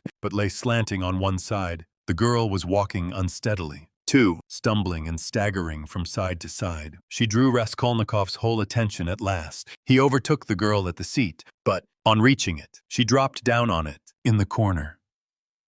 She let her head sink on the back of the seat and closed her eyes. Apparently in extreme exhaustion, looking at her closely, he saw at once that she was completely drunk. It was a strange and shocking sight. He could hardly believe that he was not mistaken. He saw before him the face of a quite young, fair-haired girl, 16, perhaps not more than 15 years old. Pretty little face, but flushed and heavy-looking and, as it were, swollen. The girl seemed hardly to know what she was doing. She crossed one leg over the other, lifting it indecorously, and showed every sign of being unconscious that she was in the street. Raskolnikov did not sit down, but he felt unwilling to leave her, and stood facing her in perplexity. This boulevard was never much frequented, and now, at 2 o'clock, in the stifling heat, it was quite deserted, and yet on the further side of the boulevard, about 15 paces away, a gentleman was standing on the edge of the pavement. He, too, would apparently have liked to approach the girl with some object of his own. He, too, had probably seen her in the distance and had followed her, but found Raskolnikov in his way. He looked angrily at him, though he tried to escape his notice, and stood impatiently biding his time, till the unwelcome man in rags should have moved away. His intentions were unmistakable. The gentleman was a plump, thickly set man, about 30, fashionably dressed, with a high color, red lips and mustaches. Raskolnikov felt furious. He had a sudden longing to insult this fat dandy in some way. He left the girl for a moment and walked towards the gentleman. "Hey, you Svidrigailov, what do you want here?" he shouted, clenching his fists and laughing, spluttering with rage. "What do you mean?" the gentleman asked sternly, scowling in haughty astonishment. "Get away. That's what I mean. How dare you, you low fellow?" He raised his cane. Raskolnikov rushed at him with his fists, without reflecting that the stout gentleman was a match for two men like himself. But at that instant someone seized him from behind, and a police constable stood between them. "That's enough. Gentlemen, no fighting, please, in a public place. What do you want? Who are you?" he asked Raskolnikov sternly. Noticing his rags, Raskolnikov looked at him intently. He had a straightforward, sensible, soldierly face, with gray mustaches and whiskers. "You are just the man I want," Raskolnikov cried, catching at his arm. "I am a student." "Raskolnikov, you may as well know that too," he added, addressing the gentleman. "Come along, I have something to show you." And taking the policeman by the hand, he drew him towards the seat. "Look here, hopelessly drunk, and she has just come down the boulevard. There is no telling who and what she is. She does not look like a professional. It's more likely she has been given drink and deceived somewhere. For the first time, you understand, and they've put her out into the street like that. Look at the way her dress is torn, and the way it has been put on. She has been dressed by somebody. She has not dressed herself, and dressed by unpracticed hands, by a man's hands.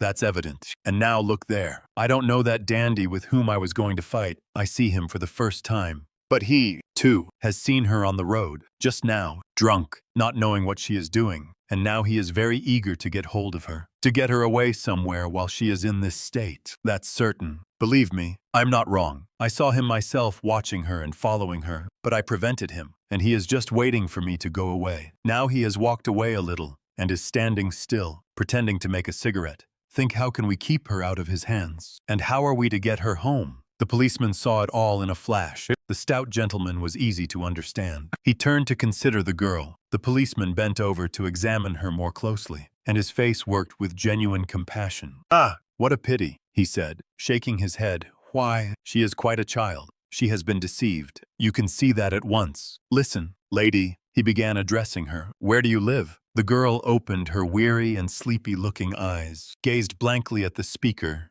and waved her hand. "Here," said Raskolnikov, feeling in his pocket and finding 20 kopecks. "Here, call a cab and tell him to drive her to her address. The only thing is to find out her address. Missy, the policeman began again, taking the money. "I'll fetch you a cab and take you home myself. Where shall I take you?"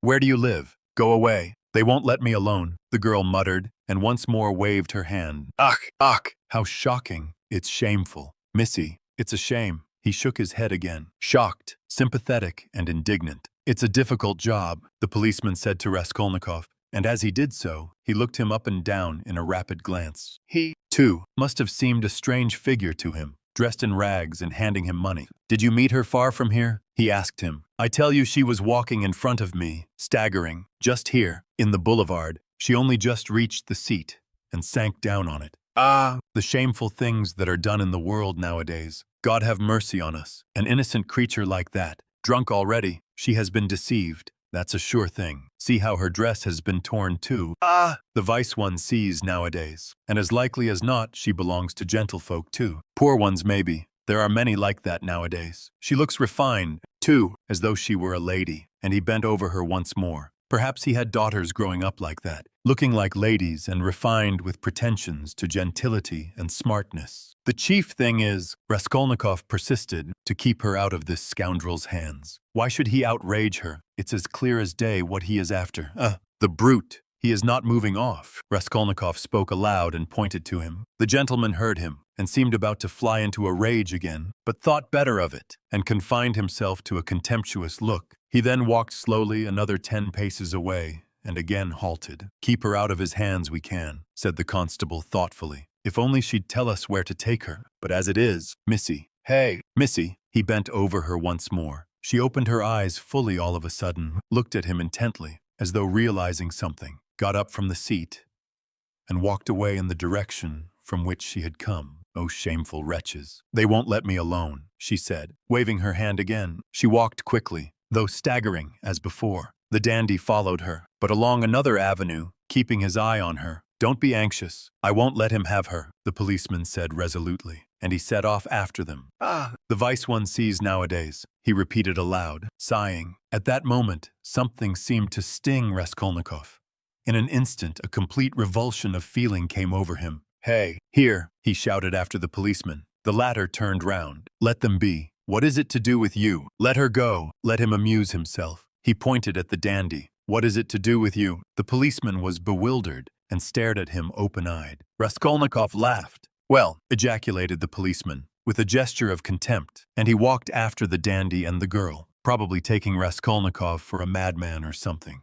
"Even worse, he has carried off my 20 kopecks," Raskolnikov murmured angrily when he was left alone. "Well, let him take as much from the other fellow to allow him to have the girl, and so let it end. And why did I want to interfere? Is it for me to help? Have I any right to help? Let them devour each other alive. What is it to me? How did I dare to give him 20 kopecks? Were they mine?" In spite of those strange words, he felt very wretched. He sat down on the deserted seat. His thoughts strayed aimlessly. He found it hard to fix his mind on anything at that moment. He longed to forget himself altogether, to forget everything, and then to wake up and begin life anew. "Poor girl," he said, looking at the empty corner where she had sat. "She will come to herself and weep, and then her mother will find out. She will give her a beating, a horrible, shameful beating, and then maybe turn her out of doors. And even if she does not, the Darya Fransovnas will get wind of it, and the girl will soon be slipping out on the sly here and there. Then there will be the hospital directly. That's always the luck of those girls with respectable mothers, who go wrong on the sly, and then, again, the hospital. Drink, the taverns, and more hospital. In 2 or 3 years a wreck, and her life over at 18 or 19. Have not I seen cases like that? And how have they been brought to it? Why? They've all come to it like that. Ugh. But what does it matter? That's as it should be. They tell us a certain percentage. They tell us must every year go that way to the devil, I suppose, so that the rest may remain chaste and not be interfered with. A percentage. What splendid words they have. They are so scientific, so consolatory. Once you've said percentage, there's nothing more to worry about. If we had any other word, maybe we might feel more uneasy. But what if Dunya were one of the percentage, of another one, if not that one? But where am I going? He thought suddenly. Strange. I came out for something. As soon as I had read the letter, I came out. I was going to Vasilyevsky Ostrov, to Razumikhin. That's what it was. Now I remember. What for, though? And what put the idea of going to Razumikhin into my head just now? That's curious. He wondered at himself. Razumikhin was one of his old comrades at the university. It was remarkable that Raskolnikov had hardly any friends at the university. He kept aloof from everyone, went to see no one, and did not welcome anyone who came to see him. And indeed, everyone soon gave him up. He took no part in the students' gatherings, amusements, or conversations. He worked with great intensity, without sparing himself, and he was respected for this, but no one liked him. He was very poor, and there was a sort of haughty pride and reserve about him, as though he were keeping something to himself. He seemed to some of his comrades to look down upon them all as children, as though he were superior in development, knowledge, and convictions, as though their beliefs and interests were beneath him. With Razumikhin he had got on, or, at least, he was more unreserved and communicative with him. Indeed, it was impossible to be on any other terms with Razumikhin. He was an exceptionally good-humored and candid youth, good-natured to the point of simplicity, though both depth and dignity lay concealed under that simplicity. The better of his comrades understood this, and all were fond of him. He was extremely intelligent, though he was certainly rather a simpleton at times. He was of striking appearance, tall, thin, black-haired, and always badly shaved. He was sometimes uproarious, and was reputed to be of great physical strength. One night, when out in a festive company, he had with one blow laid a gigantic policeman on his back. There was no limit to his drinking powers, but he could abstain from drink altogether. He sometimes went too far in his pranks, but he could do without pranks altogether. Another thing striking about Razumikhin, no failure distressed him, and it seemed as though no unfavorable circumstances could crush him. He could lodge anywhere, and bear the extremes of cold and hunger. He was very poor, and kept himself entirely on what he could earn by work of one sort or another. He knew of no end of resources by which to earn money. He spent one whole winter without lighting his stove, and used to declare that he liked it better, because one slept more soundly in the cold. For the present he, too, had been obliged to give up the university, but it was only for a time, and he was working with all his might to save enough to return to his studies again. Raskolnikov had not been to see him for the last 4 months, and Razumikhin did not even know his address. About 2 months before, they had met in the street, but Raskolnikov had turned away, and even crossed to the other side that he might not be observed, and though Razumikhin noticed him, he passed him by, as he did not want to annoy him. Chapter 5. Of course, I've been meaning lately to go to Razumikhin's to ask for work, to ask him to get me lessons or something. Raskolnikov thought, but what help can he be to me now? Suppose he gets me lessons. Suppose he shares his last farthing with me. If he has any farthings, so that I could get some boots, and make myself tidy enough to give lessons. Well, and what then? What shall I do with the few coppers I earn? That's not what I want now. It's really absurd for me to go to Razumikhin. The question why he was now going to Razumikhin agitated him even more than he was himself aware. He kept uneasily seeking for some sinister significance in this apparently ordinary action. Could I have expected to set it all straight, and to find a way out by means of Razumikhin alone? He asked himself in perplexity. He pondered and rubbed his forehead, and, strange to say, after long musing, suddenly, as if it were spontaneously and by chance, a fantastic thought came into his head. To Razumikhin's, he said all at once, calmly, as though he had reached a final determination. I shall go to Razumikhin's, of course, but not now. I shall go to him on the next day after it, when it will be over, and everything will begin afresh. And suddenly he realized what he was thinking. After it, he shouted, jumping up from the seat. But is it really going to happen? Is it possible it really will happen? He left the seat and went off almost at a run. He meant to turn back, homewards, but the thought of going home suddenly filled him with intense loathing. In that hole, in that awful little cupboard of his. All this had for a month past been growing up in him, and he walked on at random. His nervous shudder had passed into a fever that made him feel shivering. In spite of the heat, he felt cold. With a kind of effort, he began almost unconsciously, from some inner craving, to stare at all the objects before him, as though looking for something to distract his attention. But he did not succeed, and kept dropping every moment into brooding. When with a start he lifted his head again and looked round, he forgot at once what he had just been thinking about, and even where he was going. In this way, he walked right across Vasilyevsky Ostrov, came out onto the Lesser Neva, crossed the bridge and turned towards the islands. The greenness and freshness were at first restful to his weary eyes after the dust of the town and the huge houses that hemmed him in and weighed upon him. Here there were no taverns, no stifling closeness, no stench, but soon these new pleasant sensations passed into morbid irritability. Sometimes he stood still before a brightly painted summer villa, standing among green foliage. He gazed through the fence. He saw in the distance smartly dressed women on the verandas and balconies, and children running in the gardens. The flowers especially caught his attention. He gazed at them longer than at anything. He was met, too, by luxurious carriages and by men and women on horseback. He watched them with curious eyes and forgot about them before they had vanished from his sight. Once he stood still and counted his money. He found he had 30 kopecks, 20 to the policeman, 3 to Nastasia for the letter, so I must have given 47 or 50 to the Marmeladovs yesterday, he thought, reckoning it up for some unknown reason, but he soon forgot with what object he had taken the money out of his pocket. He recalled it on passing an eating house or tavern, and felt that he was hungry. Going into the tavern, he drank a glass of vodka and ate a pie of some sort. He finished eating it as he walked away. It was a long while since he had taken vodka, and it had an effect upon him at once.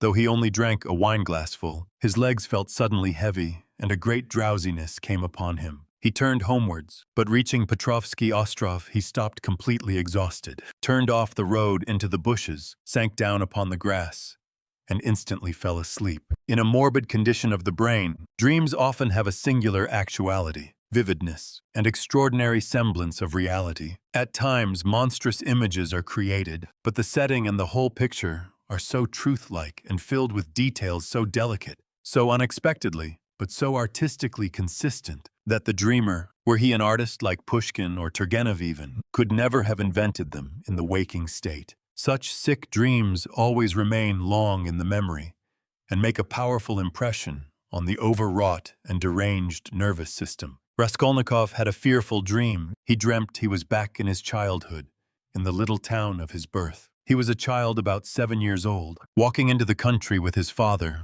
on the evening of a holiday. It was a gray and heavy day. The country was exactly as he remembered it. Indeed, he recalled it far more vividly in his dream than he had done in memory. The little town stood on a level flat as bare as the hand, not even a willow near it. Only in the far distance, a copse lay, a dark blur on the very edge of the horizon. A few paces beyond the last market garden stood a tavern, a big tavern, which had always aroused in him a feeling of aversion, even of fear, when he walked by it with his father. There was always a crowd there, always shouting, laughter and abuse, hideous hoarse singing, and often fighting. Drunken and horrible-looking figures were hanging about the tavern. He used to cling close to his father, trembling all over when he met them. Near the tavern, the road became a dusty track, the dust of which was always black. It was a winding road, and about 100 paces further on, it turned to the right, to the graveyard. In the middle of the graveyard stood a stone church, with a green cupola, where he used to go to Mass 2 or 3 times a year with his father and mother, when a service was held in memory of his grandmother, who had long been dead and whom he had never seen. On these occasions, they used to take on a white dish tied up in a table napkin, a special sort of rice pudding with raisins stuck in it, in the shape of a cross. He loved that church, the old-fashioned, unadorned icons and the old priest with the shaking head. Near his grandmother's grave, which was marked by a stone, was the little grave of his younger brother, who had died at 6 months old. He did not remember him at all, but he had been told about his little brother, and whenever he visited the graveyard, he used religiously and reverently to cross himself and to bow down and kiss the little grave. And now he dreamt that he was walking with his father past the tavern on the way to the graveyard.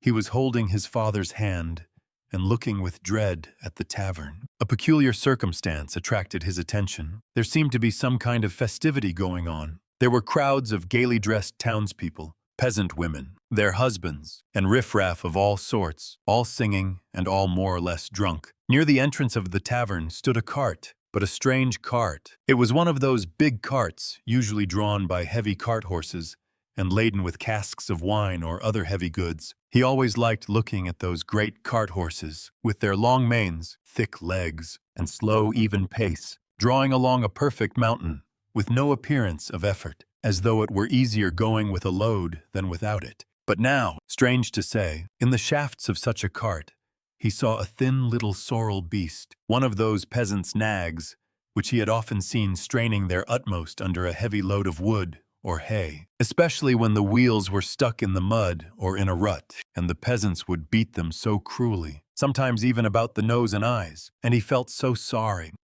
for them that he almost cried. And his mother always used to take him away from the window. All of a sudden, there was a great uproar of shouting, singing, and the balalaika, and from the tavern a number of big and very drunken peasants came out, wearing red and blue shirts and coats thrown over their shoulders. Get in," shouted one of them, a young thick-necked peasant with a fleshy face red as a carrot. "I'll take you all. Get in." But at once there was an outbreak of laughter and exclamations in the crowd. "Take us all with a beast like that. Why, Mikolka, are you crazy to put a nag like that in such a cart? And this mare is 20 if she is a day. Mates, get in. I'll take you all," Mikolka shouted again, leaping first into the cart, seizing the reins and standing straight up in front. "The bay has gone with Matvey," he shouted from the cart, "and this brute, mates, is just breaking my heart. I feel as if I could kill her. She's just eating her head off. Get in. I tell you, I'll make her gallop. She'll gallop." And he picked up the whip, preparing himself with relish to flog the little mare. "Get in. Come along." The crowd laughed.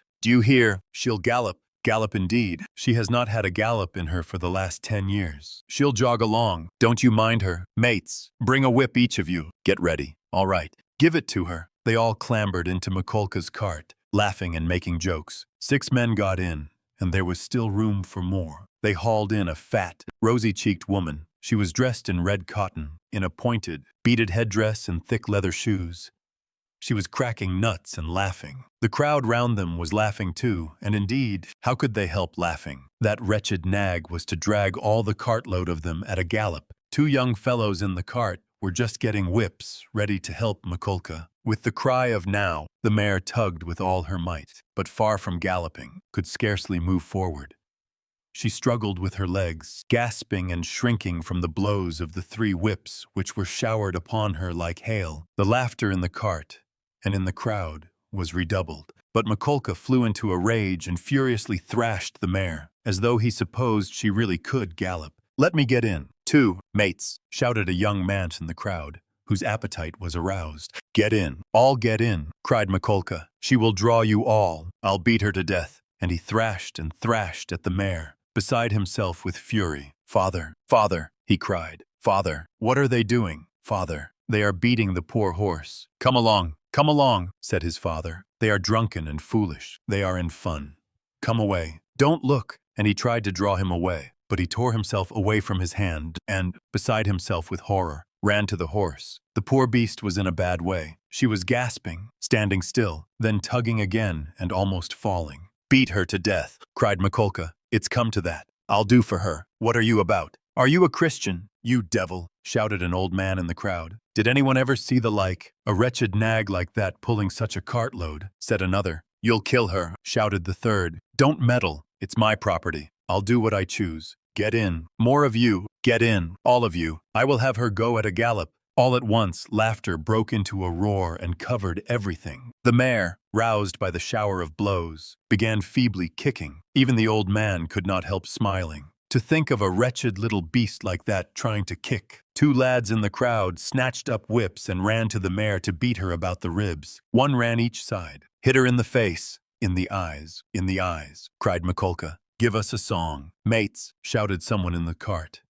and everyone in the cart joined in a riotous song, jingling a tambourine and whistling. The woman went on cracking nuts and laughing. He ran beside the mare, ran in front of her, saw her being whipped across the eyes, right in the eyes. He was crying. He felt choking. His tears were streaming. One of the men gave him a cut with the whip across the face. He did not feel it. Wringing his hands and screaming, he rushed up to the gray-headed old man with the gray beard, who was shaking his head in disapproval. One woman seized him by the hand and would have taken him away, but he tore himself from her and ran back to the mare. She was almost at the last gasp, but began kicking once more. "I'll teach you to kick," Mikolka shouted ferociously. He threw down the whip, bent forward, and picked up from the bottom of the cart a long, thick shaft. He took hold of one end with both hands, and with an effort brandished it over the mare. "He'll crush her," was shouted round him. "He'll kill her. It's my property," shouted Mikolka, and brought the shaft down with a swinging blow. There was a sound of a heavy thud. "Thrash her! Thrash her! Why have you stopped?" shouted voices in the crowd, and Mikolka swung the shaft a second time, and it fell a second time on the spine of the luckless mare. She sank back on her haunches, but lurched forward and tugged forward with all her force, tugged first on one side and then on the other, trying to move the cart, but the 6 whips were attacking her in all directions, and the shaft was raised again and fell upon her a third time, then a fourth, with heavy measured blows. Mikolka was in a fury that he could not kill her at one blow. "She's a tough one," was shouted in the crowd. "She'll fall in a minute." "Mates, there will soon be an end of her," said an admiring spectator in the crowd. "Fetch an axe to her. Finish her off," shouted a third. "I'll show you." "Stand off." Mikolka screamed frantically. He threw down the shaft, stooped down in the cart, and picked up an iron crowbar. "Look out," he shouted, and with all his might, he dealt a stunning blow at the poor mare. The blow fell. The mare staggered, sank back, tried to pull, but the bar fell again with a swinging blow on her back, and she fell on the ground like a log. "Finish her off," shouted Mikolka, and he leapt beside himself. Out of the cart, several young men, also flushed with drink, seized anything they could come across, whips, sticks, poles, and ran to the dying mare. Mikolka stood on one side and began dealing random blows with the crowbar. The mare stretched out her head, drew a long breath, and died. "You butchered her," someone shouted in the crowd. "Why wouldn't she gallop then?" "My property," shouted Mikolka, with bloodshot eyes. Brandishing the bar in his hands, he stood, as though regretting that he had nothing more to beat. "No mistake about it. You are not a Christian." Many voices were shouting in the crowd, but the poor boy, beside himself,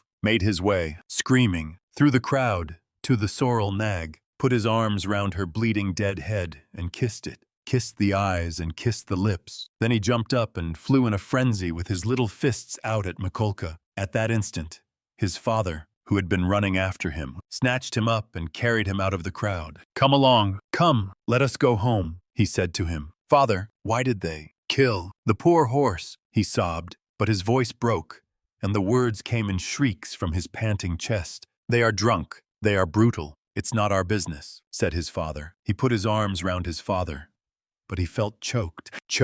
He tried to draw a breath, to cry out, and woke up. He waked up, gasping for breath, his hair soaked with perspiration, and stood up in terror. "Thank God. That was only a dream," he said, sitting down under a tree and drawing deep breaths. "But what is it? Is it some fever coming on? Such a hideous dream." He felt utterly broken. Darkness and confusion were in his soul. He rested his elbows on his knees and leaned his head on his hands. "Good God!" he cried. Can it be that I shall really take an axe, that I shall strike her on the head, split her skull open, that I shall tread in the sticky, warm blood, break the lock, steal and tremble, hide, all spattered in the blood, with the axe? Good God! Can it be?" He was shaking like a leaf as he said this. "But why am I going on like this?" he continued, sitting up again, as it were in profound amazement. "I knew that I could never bring myself to it. So what have I been torturing myself for till now? Yesterday, when I went to make that experiment, yesterday I realized completely that I could never bear to do it. Why am I going over it again? Then, why am I hesitating? As I came down the stairs yesterday, I said myself that it was base, loathsome, vile. The very thought of it made me feel sick and filled me with horror. No, I couldn't do it. Granted that there is no flaw in all that reasoning, that all that I have concluded this last month is clear as day, true as arithmetic. My God. Anyway, I couldn't bring myself to it. I couldn't do it. I couldn't do it. Why? Why then am I still? He rose to his feet, looked round in wonder, as though surprised at finding himself in this place, and went towards the bridge. He was pale. His eyes glowed. He was exhausted in every limb, but he seemed suddenly to breathe more easily. He felt he had cast off that fearful burden that had so long been weighing upon him, and all at once there was a sense of relief and peace in his soul. Lord, he prayed, show me my path. I renounce that accursed dream of mine. Crossing the bridge, he gazed quietly and calmly at the Neva, at the glowing red sun setting in the glowing sky. In spite of his weakness, he was not conscious of fatigue. It was as though an abscess that had been forming for a month past in his heart had suddenly broken. Freedom, freedom. He was free from that spell, that sorcery,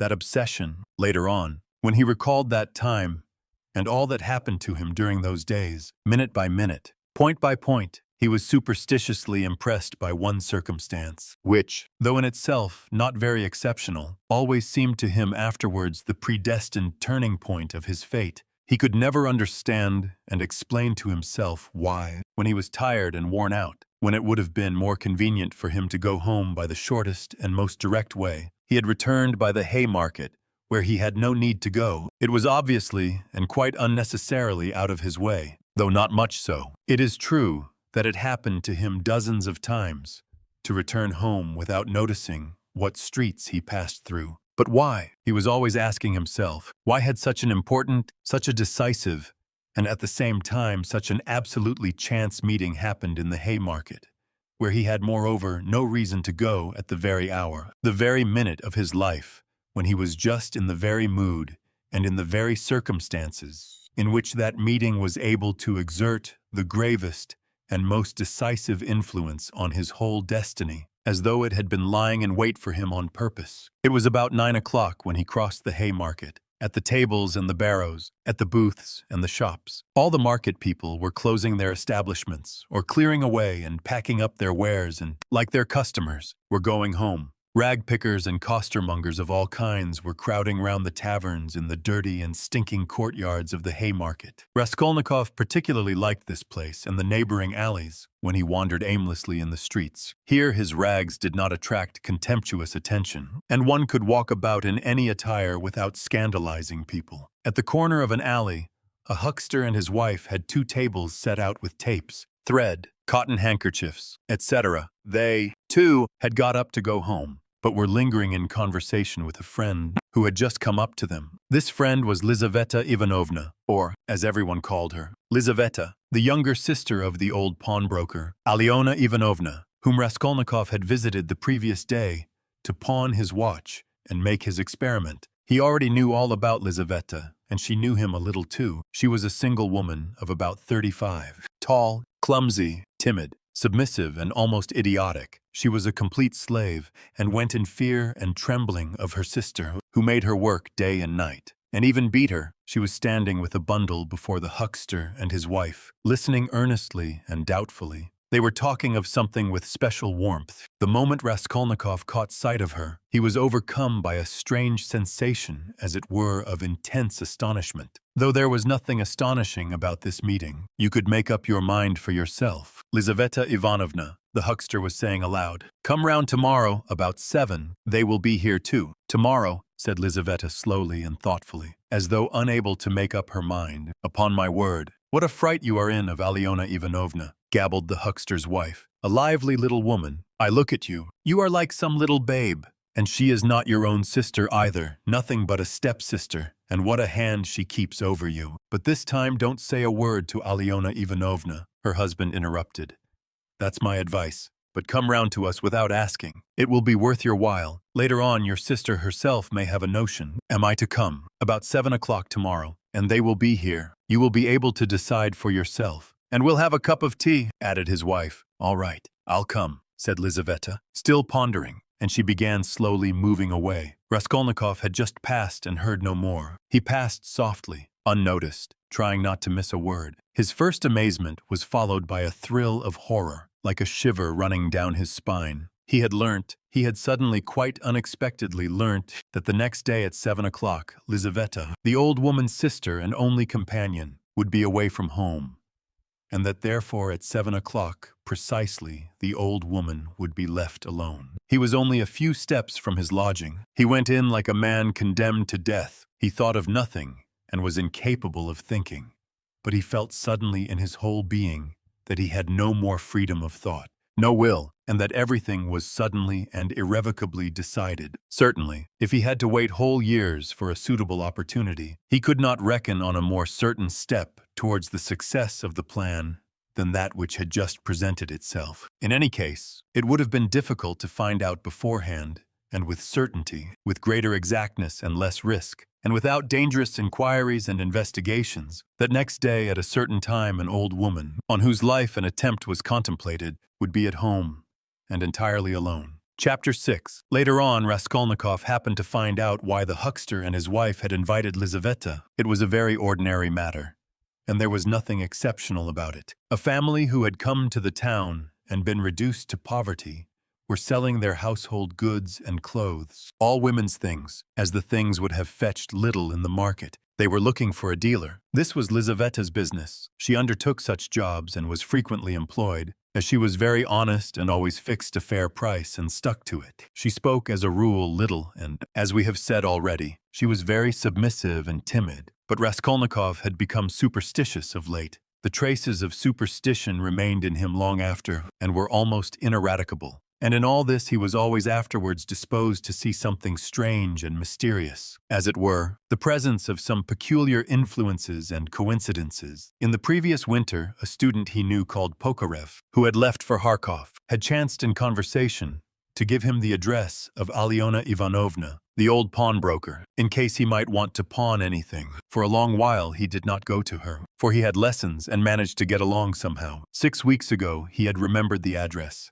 He had 2 articles that could be pawned, his father's old silver watch and a little gold ring with 3 red stones, a present from his sister at parting. He decided to take the ring. When he found the old woman, he had felt an insurmountable repulsion for her at the first glance. Though he knew nothing special about her, he got 2 rubles from her and went into a miserable little tavern on his way home. He asked for tea, sat down and sank into deep thought. A strange idea was pecking at his brain, like a chicken in the egg, and very, very much absorbed him. Almost beside him at the next table, there was sitting a student, whom he did not know and had never seen, and with him a young officer. They had played a game of billiards and began drinking tea. All at once he heard the student mention to the officer the pawnbroker Alyona Ivanovna, and give him her address. This of itself seemed strange to Raskolnikov.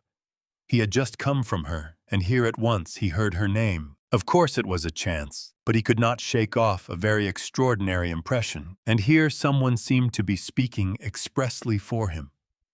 The student began telling his friend various details about Alyona Ivanovna. "She is first-rate," he said. "You can always get money from her. She is as rich as a Jew. She can give you 5,000 rubles at a time. And she is not above taking a pledge for a ruble. Lots of our fellows have had dealings with her, but she is an awful old harpy." And he began describing how spiteful and uncertain she was, how if you were only a day late with your interest, the pledge was lost. How she gave a quarter of the value of an article and took 5 and even 7% a month on it, and so on. The student chattered on, saying that she had a sister Lizaveta, whom the wretched little creature was continually beating, and kept in complete bondage like a small child, though Lizaveta was at least 6 feet high. "There's a phenomenon for you," cried the student, and he laughed. They began talking about Lizaveta. The student spoke about her with a peculiar relish and was continually laughing, and the officer listened with great interest and asked him to send Lizaveta to do some mending for him. Raskolnikov did not miss a word and learned everything about her. Lizaveta was younger than the old woman and was her half-sister. Being the child of a different mother, she was 35. She worked day and night for her sister, and besides doing the cooking and the washing, she did sewing and worked as a charwoman and gave her sister all she earned. She did not dare to accept an order or job of any kind without her sister's permission. The old woman had already made her will, and Lizaveta knew of it, and by this will she would not get a farthing. Nothing but the movables, chairs and so on, All the money was left to a monastery in the province of Ilm, that prayers might be said for her in perpetuity. Lizaveta was of lower rank than her sister, unmarried and awfully uncouth in appearance, remarkably tall, with long feet that looked as if they were bent outwards. She always wore battered goatskin shoes and was clean in her person. What the student expressed most surprise and amusement about was the fact that Lizaveta was continually with child. "But you say she is hideous," observed the officer. "Yes, she is so dark-skinned and looks like a soldier dressed up. But you know she is not at all hideous. She has such a good-natured face and eyes, strikingly so, and the proof of it is that lots of people are attracted by her. She is such a soft, gentle creature, ready to put up with anything, always willing to do anything, and her smile is really very sweet." "You seem to find her attractive yourself," laughed the officer. "From her queerness." "No, I'll tell you what, I could kill that damned old woman and make off with her money, I assure you, without the faintest conscience prick," the student added with warmth. The officer laughed again, while Raskolnikov shuddered. How strange it was. "Listen, I want to ask you a serious question," the student said hotly. "I was joking, of course, but look here. On one side we have a stupid, senseless, worthless, spiteful, ailing, horrid old woman, not simply useless but doing actual mischief, who has not an idea what she is living for herself, and who will die in a day or two in any case. You understand? You understand?" Yes, I understand," answered the officer, watching his excited companion attentively. "Well, listen then. On the other side, fresh young lives thrown away for want of help, and by thousands. On every side, 100,000 good deeds could be done and helped. On that old woman's money which will be buried in a monastery, hundreds, thousands perhaps, might be set on the right path.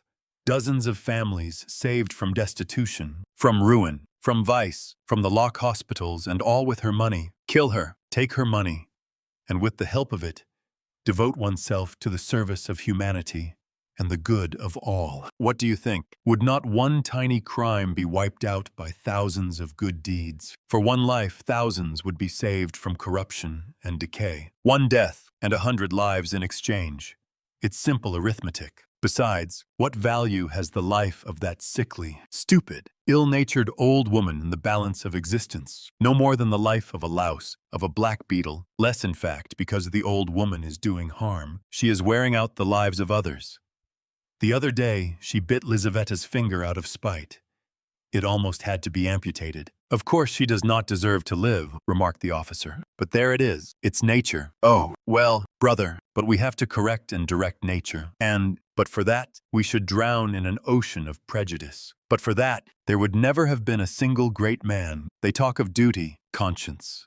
I don't want to say anything against duty and conscience, but the point is, what do we mean by them? Stay, I have another question to ask you. Listen. No, you stay. I'll ask you a question. Listen. Well, you are talking and speechifying away, but tell me, would you kill the old woman yourself? Of course not. I was only arguing the justice of it. It's nothing to do with me, but I think, if you would not do it yourself, there's no justice about it. Let us have another game. Raskolnikov was violently agitated. Of course, it was all ordinary youthful talk and thought, such as he had often heard before, in different forms and on different themes. But why had he happened to hear such a discussion and such ideas at the very moment when his own brain was just conceiving the very same ideas? And why, just at the moment when he had brought away the embryo of his idea from the old woman, had he dropped at once upon a conversation about her? This coincidence always seemed strange to him. This trivial talk in a tavern had an immense influence on him in his later action, as though there had really been in it something preordained, some guiding hint. On returning from the Haymarket, he flung himself on the sofa and sat for a whole hour without stirring. Meanwhile, it got dark. He had no candle, and, indeed, it did not occur to him to light up. He could never recollect whether he had been thinking about anything at that time. At last he was conscious of his former fever and shivering, and he realized with relief that he could lie down on the sofa. Soon heavy, leaden sleep came over him, as it were crushing him. He slept an extraordinarily long time, and without dreaming. Nastasia, coming into his room at 10 o'clock the next morning, had difficulty in rousing him. She brought him in tea and bread. The tea was again the second brew, and again in her own teapot. "My goodness, how he sleeps," she cried indignantly. "And he is always asleep." He got up with an effort. His head ached. He stood up, took a turn in his garret, and sank back on the sofa again. "Going to sleep again," cried Nastasia. "Are you ill?"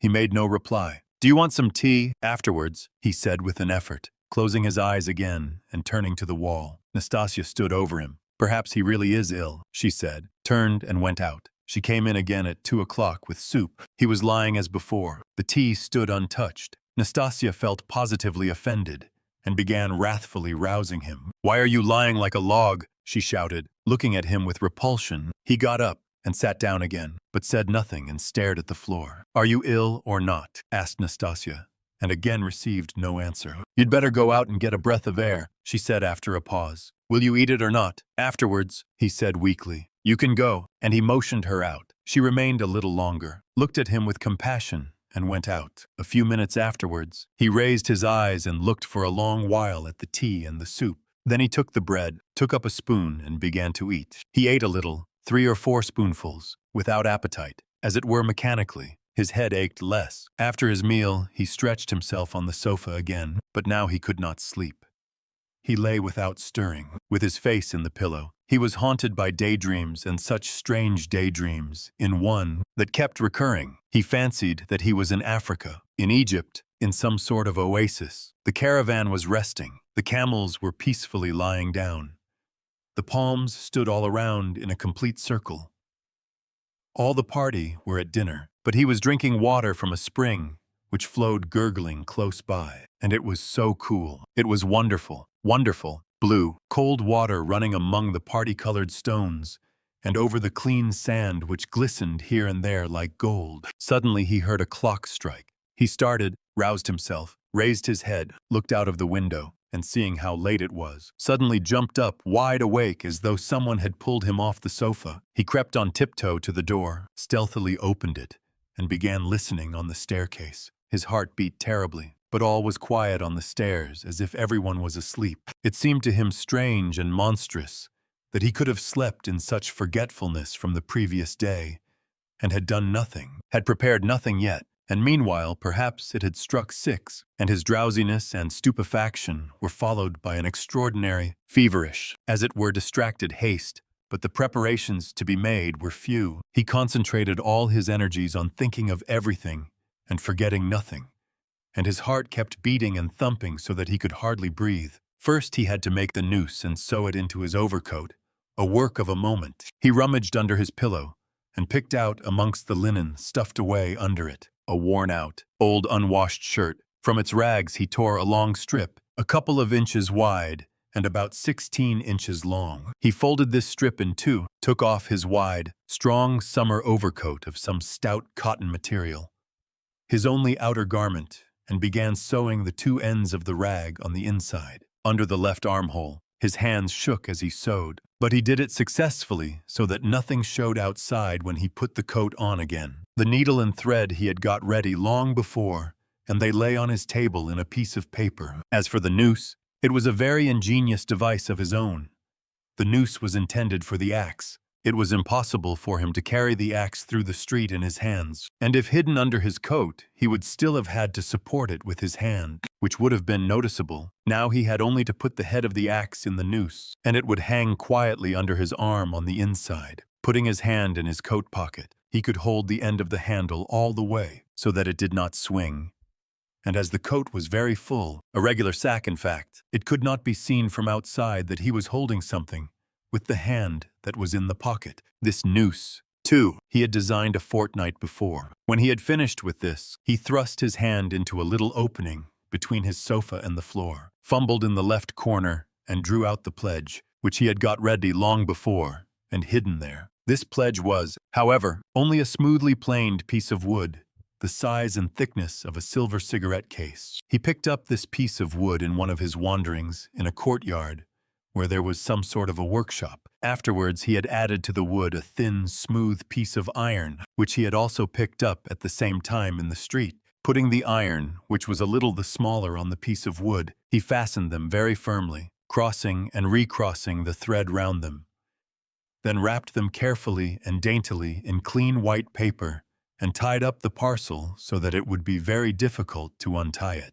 This was in order to divert the attention of the old woman for a time. while she was trying to undo the knot, and so to gain a moment, the iron strip was added to give weight, so that the woman might not guess the first minute that the thing was made of wood. All this had been stored by him beforehand under the sofa. He had only just got the pledge out when he heard someone suddenly about in the yard. It struck 6 long ago. Long ago. My God! He rushed to the door, listened, caught up his hat, and began to descend his 13 steps cautiously, noiselessly, like a cat. He had still the most important thing to do, to steal the axe from the kitchen. That the deed must be done with an axe he had decided long ago. He had also a pocket pruning knife, but he could not rely on the knife, and still less on his own strength, and so resolved finally on the axe. We may note in passing one peculiarity in regard to all the final resolutions taken by him in the matter.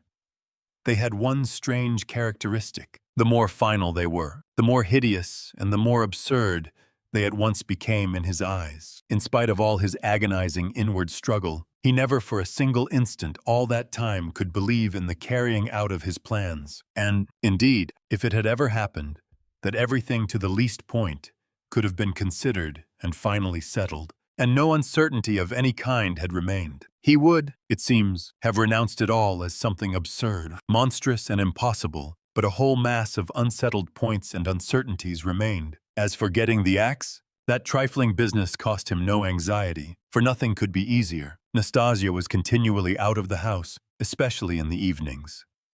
She would run into the neighbors or to a shop, and always left the door ajar. It was the one thing the landlady was always scolding her about, and so, when the time came, he would only have to go quietly into the kitchen and to take the axe, and an hour later, when everything was over, go in and put it back again. But these were doubtful points. Supposing he returned an hour later to put it back, and Nastasia had come back and was on the spot, he would of course have to go by and wait till she went out again. But supposing she were in the meantime to miss the axe, look for it, make an outcry that would mean suspicion, or at least grounds for suspicion. But those were all trifles which he had not even begun to consider, and indeed he had no time. He was thinking of the chief point, and put off trifling details until he could believe in it all. But that seemed utterly unattainable, so it seemed to himself at least. He could not imagine, for instance, that he would sometime leave off thinking, get up and simply go there. Even his late experiment, his visit with the object of a final survey of the place, was simply an attempt at an experiment, far from being the real thing, as though one should say, "Come, let us go and try it.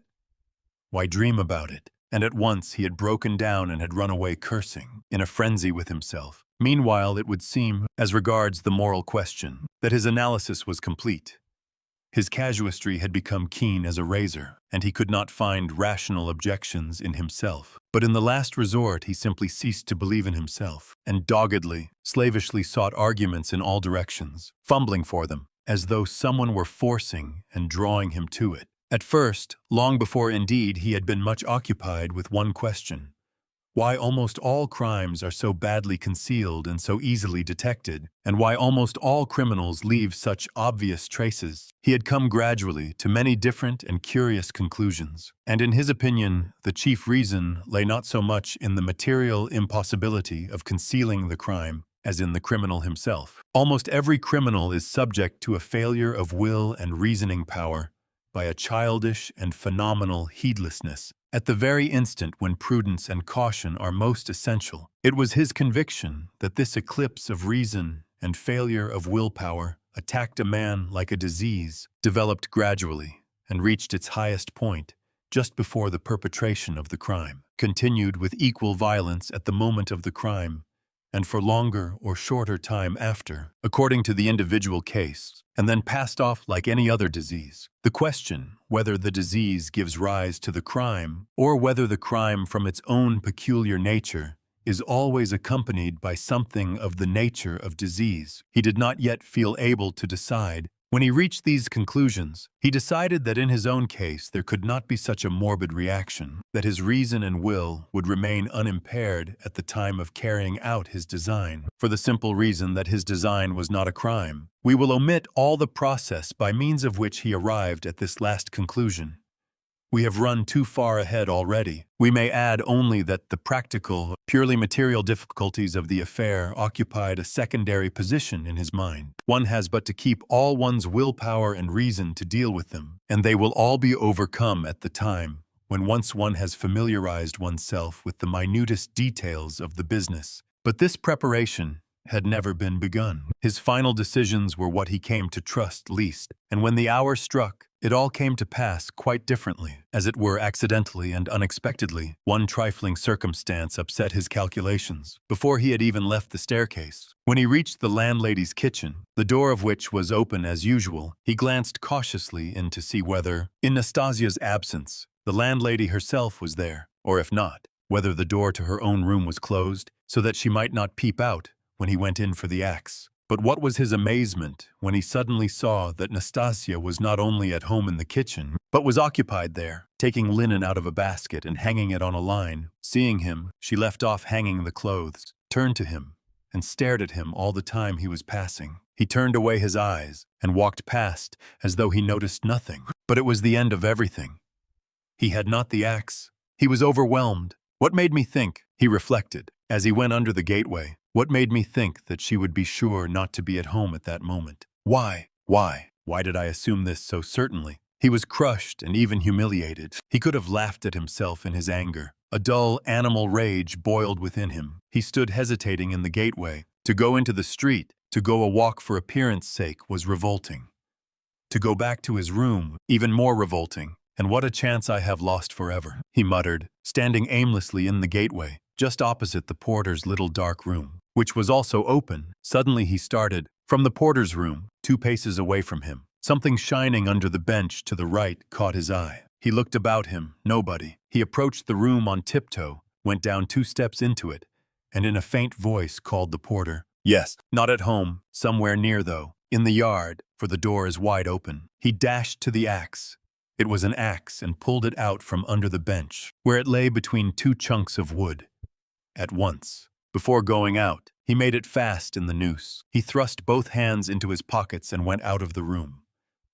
No one had noticed him. When reason fails, the devil helps, he thought with a strange grin. This chance raised his spirits extraordinarily. He walked along quietly and sedately, without hurry, to avoid awakening suspicion. He scarcely looked at the passers-by, tried to escape looking at their faces at all, and to be as little noticeable as possible. Suddenly he thought of his hat. Good heavens, I had the money the day before yesterday, and did not get a cap to wear instead. A curse rose from the bottom of his soul. Glancing out of the corner of his eye into a shop, he saw by a clock on the wall that it was 10 minutes past 7. He had to make haste and at the same time to go some way round, so as to approach the house from the other side. When he had happened to imagine all this beforehand, he had sometimes thought that he would be very much afraid, but he was not very much afraid now, was not afraid at all. Indeed, his mind was even occupied by irrelevant matters, but by nothing for long. As he passed the Yusupov garden, he was deeply absorbed in considering the building of great fountains and of their refreshing effect on the atmosphere in all the squares. By degrees, he passed to the conviction that if the summer garden were extended to the field of Mars, and perhaps joined to the garden of the Mihailovsky Palace, it would be a splendid thing and a great benefit to the town. Then he was interested by the question why, in all great towns, men are not simply driven by necessity, but in some peculiar way inclined to live in those parts of the town where there are no gardens nor fountains, where there is most dirt and smell and all sorts of nastiness. Then his own walks through the Haymarket came back to his mind, and for a moment he waked up to reality. What nonsense! He thought, better think of nothing at all. So probably men led to execution clutch mentally at every object that meets them on the way, flashed through his mind, but simply flashed, like lightning. He made haste to dismiss this thought, and by now he was near. Here was the house. Here was the gate. Suddenly a clock somewhere struck once. What? Can it be 7:30? Impossible. It must be fast. Luckily for him, everything went well again at the gates. At that very moment, as though expressly for his benefit, a huge wagon of hay had just driven in at the gate, completely screening him as he passed under the gateway, and the wagon had scarcely had time to drive through into the yard before he had slipped in a flash to the right. On the other side of the wagon, he could hear shouting and quarreling. but no one noticed him and no one met him. Many windows looking into that huge quadrangular yard were open at that moment, but he did not raise his head. He had not the strength to. The staircase leading to the old woman's room was close by, just on the right of the gateway. He was already on the stairs, drawing a breath, pressing his hand against his throbbing heart, and once more feeling for the axe and setting it straight. He began softly and cautiously ascending the stairs, listening every minute. But the stairs, too, were quite deserted. All the doors were shut. He met no one. One flat indeed on the first floor was wide open, and painters were at work in it, but they did not glance at him. He stood still, thought a minute, and went on. Of course, it would be better if they had not been here, but it's 2 stories above them, and there was the 4th story. Here was the door. Here was the flat opposite, the empty one. The flat underneath the old woman's was apparently empty also. The visiting card nailed on the door had been torn off. They had gone away. He was out of breath. For one instant the thought floated through his mind. Shall I go back? But he made no answer and began listening at the old woman's door. A dead silence. Then he listened again on the staircase, listened long and intently, then looked about him for the last time, pulled himself together, drew himself up, and once more tried the axe in the noose. Am I very pale? He wondered. Am I not evidently agitated? She is mistrustful. Had I better wait a little longer, till my heart leaves off thumping? But his heart did not leave off. On the contrary, as though to spite him, it throbbed more and more violently. He could stand it no longer. He slowly put out his hand to the bell and rang. Half a minute later, he rang again, more loudly. No answer. To go on ringing was useless and out of place. The old woman was, of course, at home, but she was suspicious and alone. He had some knowledge of her habits, and once more he put his ear to the door. Either his senses were peculiarly keen, which it is difficult to suppose, or the sound was really very distinct. Anyway, he suddenly heard something like the cautious touch of a hand on the lock and the rustle of a skirt at the very door. Someone was standing stealthily close to the lock, and just as he was doing on the outside was secretly listening within, and seemed to have her ear to the door. He moved a little on purpose and muttered something aloud that he might not have the appearance of hiding, then rang a 3rd time, but quietly, soberly, and without impatience. Recalling it afterwards, that moment stood out in his mind vividly, distinctly, forever. He could not make out how he had had such cunning, for his mind was as it were clouded at moments, and he was almost unconscious of his body. An instant later, he heard the latch unfastened. Chapter 7. The door was as before opened a tiny crack, and again 2 sharp and suspicious eyes stared at him out of the darkness. Then Raskolnikov lost his head and nearly made a great mistake, fearing the old woman would be frightened by their being alone, and not hoping that the sight of him would disarm her suspicions. He took hold of the door and drew it towards him, to prevent the old woman from attempting to shut it again. Seeing this, she did not pull the door back, but she did not let go the handle so that he almost dragged her out with it onto the stairs. Seeing that she was standing in the doorway, not allowing him to pass, he advanced straight upon her. She stepped back in alarm, tried to say something, but seemed unable to speak, and stared with open eyes at him. Good evening, Alyona Ivanovna, he began, trying to speak easily, but his voice would not obey him. It broke and shook. I have brought something, but we'd better come in. To the light, and leaving her, he passed straight into the room uninvited. The old woman ran after him. Her tongue was unloosed. Good heavens, what it is. Who is it? What do you want? Why, Alyona Ivanovna, you know me, Raskolnikov. Here, I brought you the pledge I promised the other day. And he held out the pledge. The old woman glanced for a moment at the pledge, but at once stared in the eyes of her uninvited visitor. She looked intently, maliciously and mistrustfully. A minute passed. He even fancied something like a sneer in her eyes, as though she had already guessed everything. He felt that he was losing his head, that he was almost frightened, so frightened that if she were to look like that and not say a word for another half-minute, he thought he would have run away from her. Why do you look at me as though you did not know me? He said suddenly, also with malice. Take it if you like. If not, I'll go elsewhere. I am in a hurry. He had not even thought of saying this, but it was suddenly said of itself. The old woman recovered herself, and her visitor's resolute tone evidently restored her confidence. But why? My good sir, all of a minute. What is it? She asked, looking at the pledge, the silver cigarette case.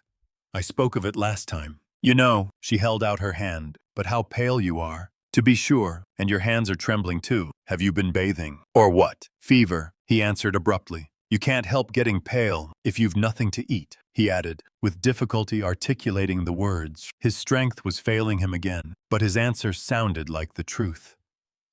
The old woman took the pledge. What is it? She asked once more, scanning Raskolnikov intently and weighing the pledge in her hand. A thing, cigarette case, silver. Look at it. It does not seem somehow like silver. How he has wrapped it up, trying to untie the string, and turning to the window. To the light, all her windows were shut. In spite of the stifling heat, she left him altogether for some seconds and stood with her back to him. He unbuttoned his coat and freed the axe from the noose, but did not yet take it out altogether, simply holding it in his right hand under the coat. His hands were fearfully weak. He felt them every moment growing more numb and more wooden. He was afraid he would let the axe slip and fall. A sudden giddiness came over him. But what has he tied it up like this for? The old woman cried with vexation and moved towards him. He had not a minute more to lose. He pulled the axe quite out, swung it with both arms, scarcely conscious of himself, and almost without effort, almost mechanically, brought the blunt side down on her head. He seemed not to use his own strength in this, but as soon as he had once brought the axe down, his strength returned to him. The old woman was as always bareheaded.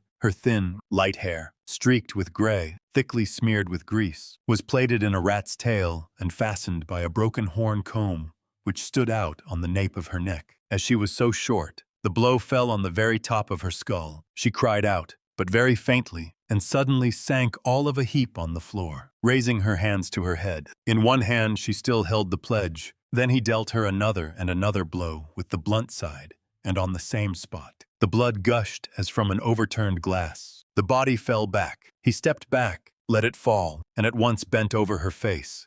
She was dead. Her eyes seemed to be starting out of their sockets. The brow and the whole face were drawn and contorted convulsively. He laid the axe on the ground near the dead body and felt at once in her pocket, trying to avoid the streaming body, the same right-hand pocket from which she had taken the key on his last visit. He was in full possession of his faculties, free from confusion or giddiness, but his hands were still trembling. He remembered afterwards that he had been particularly collected and careful, trying all the time not to get smeared with blood. He pulled out the keys at once. They were all, as before, in one bunch on a steel ring. He ran at once into the bedroom with them. It was a very small room with a whole shrine of holy images. Against the other wall stood a big bed, very clean and covered with a silk patchwork wadded quilt. Against a third wall was a chest of drawers. Strange to say, so soon as he began to fit the keys into the chest, so soon as he heard their jingling, a convulsive shudder passed over him. He suddenly felt tempted again to give it all up and go away, but that was only for an instant.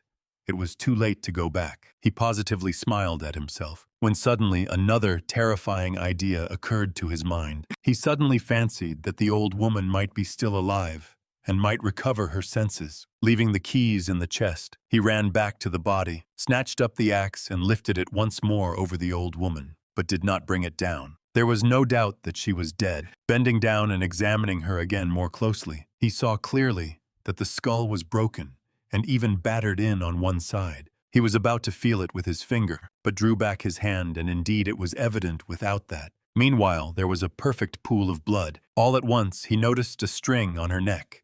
He tugged at it, but the string was strong and did not snap, and besides, it was soaked with blood. He tried to pull it out from the front of the dress, but something held it and prevented its coming. In his impatience, he raised the axe again to cut the string from above on the body, but did not dare, and with difficulty, smearing his hand and the axe in the blood, after 2 minutes' hurried effort, he cut the string and took it off without touching the body with the axe. He was not mistaken. It was a purse. On the string were 2 crosses, one of cypress wood and one of copper, and an image in silver filigree, and with them a small greasy chamois leather purse with a steel rim and ring. The purse was stuffed very full. Raskolnikov thrust it in his pocket without looking at it, flung the crosses on the old woman's body, and rushed back into the bedroom, this time taking the axe with him. He was in terrible haste. He snatched the keys and began trying them again, but he was unsuccessful. They would not fit in the locks. It was not so much that his hands were shaking, but that he kept making mistakes. Though he saw, for instance, that a key was not the right one and would not fit, still he tried to put it in. Suddenly he remembered and realized that the big key with the deep notches, which was hanging there, with the small keys, could not possibly belong to the chest of drawers. On his last visit, this had struck him, but to some strong box, and that everything perhaps was hidden in that box. He left the chest of drawers, and at once felt under the bedstead, knowing that old women usually keep boxes under their beds, and so it was. There was a good-sized box under the bed, at least a yard in length, with an arched lid covered with red leather and studded with steel nails. The notched key fitted at once and unlocked it. At the top, under a white sheet, was a coat of red brocade lined with hareskin. Under it was a silk dress, then a shawl, and it seemed as though there was nothing below but clothes. The first thing he did was to wipe his blood-stained hands on the red brocade. It's red, and on red blood will be less noticeable. The thought passed through his mind. Then he suddenly came to himself. Good God! Am I going out of my senses? He thought with terror. But no sooner did he touch the clothes than a gold watch slipped from under the fur coat. He made haste to turn them all over. There turned out to be various articles made of gold among the clothes, probably all pledges, unredeemed or waiting to be redeemed, bracelets, chains, earrings, pins and such things. Some were in cases, others simply wrapped in newspaper, carefully and exactly folded, and tied round with tape. Without any delay, he began filling up the pockets of his trousers and overcoat, without examining or undoing the parcels and cases. But he had not time to take many. He suddenly heard steps in the room where the old woman lay. He stopped short and was still as death. But all was quiet, so it must have been his fancy. All at once he heard distinctly a faint cry, as though someone had uttered a low, broken moan. Then again dead silence for a minute or two. He sat squatting on his heels by the box and waited, holding his breath. Suddenly he jumped up, seized the axe, and ran out of the bedroom. In the middle of the room stood Lizaveta with a big bundle in her arms. She was gazing in stupefaction at her murdered sister, white as a sheet and seeming not to have the strength to cry out. Seeing him run out of the bedroom, she began faintly quivering all over. Like a leaf, a shudder ran down her face. She lifted her hand, opened her mouth, but still did not scream. She began slowly backing away from him into the corner, staring intently, persistently at him, but still uttered no sound, as though she could not get breath to scream. He rushed at her with the axe. Her mouth twitched piteously, as one sees babies' mouths, when they begin to be frightened, stare intently at what frightens them, and are on the point of screaming. And this hapless Lizaveta was so simple, and had been so thoroughly crushed and scared, that she did not even raise a hand to guard her face, though that was the most necessary and natural action at the moment, for the axe was raised over her face. She only put up her empty left hand, but not to her face, slowly holding it out before her, as though motioning him away. The axe fell with the sharp edge just on the skull, and split at one blow all the top of the head. She fell heavily at once. Raskolnikov completely lost his head, snatching up her bundle, dropped it again, and ran into the entry. Fear gained more and more mastery over him, especially after this second, quite unexpected murder. He longed to run away from the place as fast as possible. And if at that moment he had been capable of seeing and reasoning more correctly, if he had been able to realize all the difficulties of his position, the hopelessness, the hideousness and the absurdity of it, if he could have understood how many obstacles and, perhaps, crimes he had still to overcome or to commit, to get out of that place and to make his way home, it is very possible that he would have flung up everything and would have gone to give himself up, and not from fear, but from simple horror and loathing of what he had done. The feeling of loathing especially surged up within him and grew stronger every minute. He would not now have gone to the box or even into the room for anything in the world, but a sort of blankness, even dreaminess, had begun by degrees to take possession of him. At moments he forgot himself, or rather, forgot what was of importance, and caught at trifles, glancing, however, into the kitchen, and seeing a bucket half full of water on a bench. He bethought him of washing his hands and the axe. His hands were sticky with blood. He dropped the axe with the blade in the water, snatched a piece of soap that lay in a broken saucer on the window, and began washing his hands in the bucket. When they were clean, he took out the axe, washed the blade, and spent a long time, about 3 minutes, washing the wood, where there were spots of blood, rubbing them with soap. Then he wiped it all with some linen that was hanging to dry on a line in the kitchen.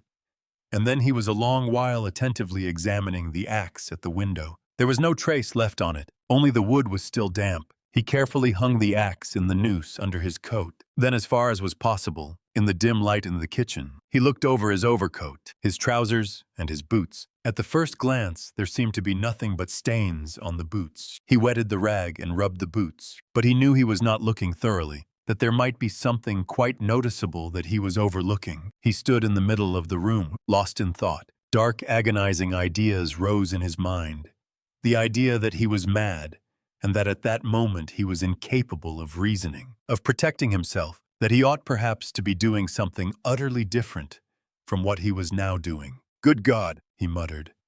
"I must fly, fly!" And he rushed into the entry. But here, a shock of terror awaited him, such as he had never known before. He stood and gazed and could not believe his eyes. The door, the outer door from the stairs, at which he had not long before waited and rung, was standing unfastened and at least 6 inches open. No lock, no bolt. All that time, the old woman had not shut it after him, perhaps as a precaution. But, good God, why? He had seen Lizaveta afterwards, and how could he have failed to reflect that she must have come in somehow? She could not have come through the wall. He dashed to the door and fastened the latch. But no, the wrong thing again. I must get away. Get away! He unfastened the latch, opened the door, and began listening on the staircase. He listened a long time, somewhere far away. It might be in the gateway. 2 voices were loudly and shrilly shouting, quarreling and scolding. What are they about? He waited patiently. At last all was still, as though suddenly cut off. They had separated. He was meaning to go out, but suddenly, on the floor below, a door was noisily opened, and someone began going downstairs, humming a tune. How is it they all make such a noise? Flashed through his mind. Once more he closed the door and waited. At last all was still, not a soul stirring. He was just taking a step towards the stairs when he heard fresh footsteps. The steps sounded very far off, at the very bottom of the stairs, but he remembered quite clearly and distinctly that from the first sound he began, for some reason, to suspect that this was someone coming there, to the 4th floor. To the old woman. Why? Were the sounds somehow peculiar, significant? The steps were heavy, even and unhurried. Now he had passed the 1st floor. Now he was mounting higher. It was growing more and more distinct. He could hear his heavy breathing, and now the 3rd story had been reached. Coming here, and it seemed to him all at once that he was turned to stone, that it was like a dream in which one is being pursued, nearly caught,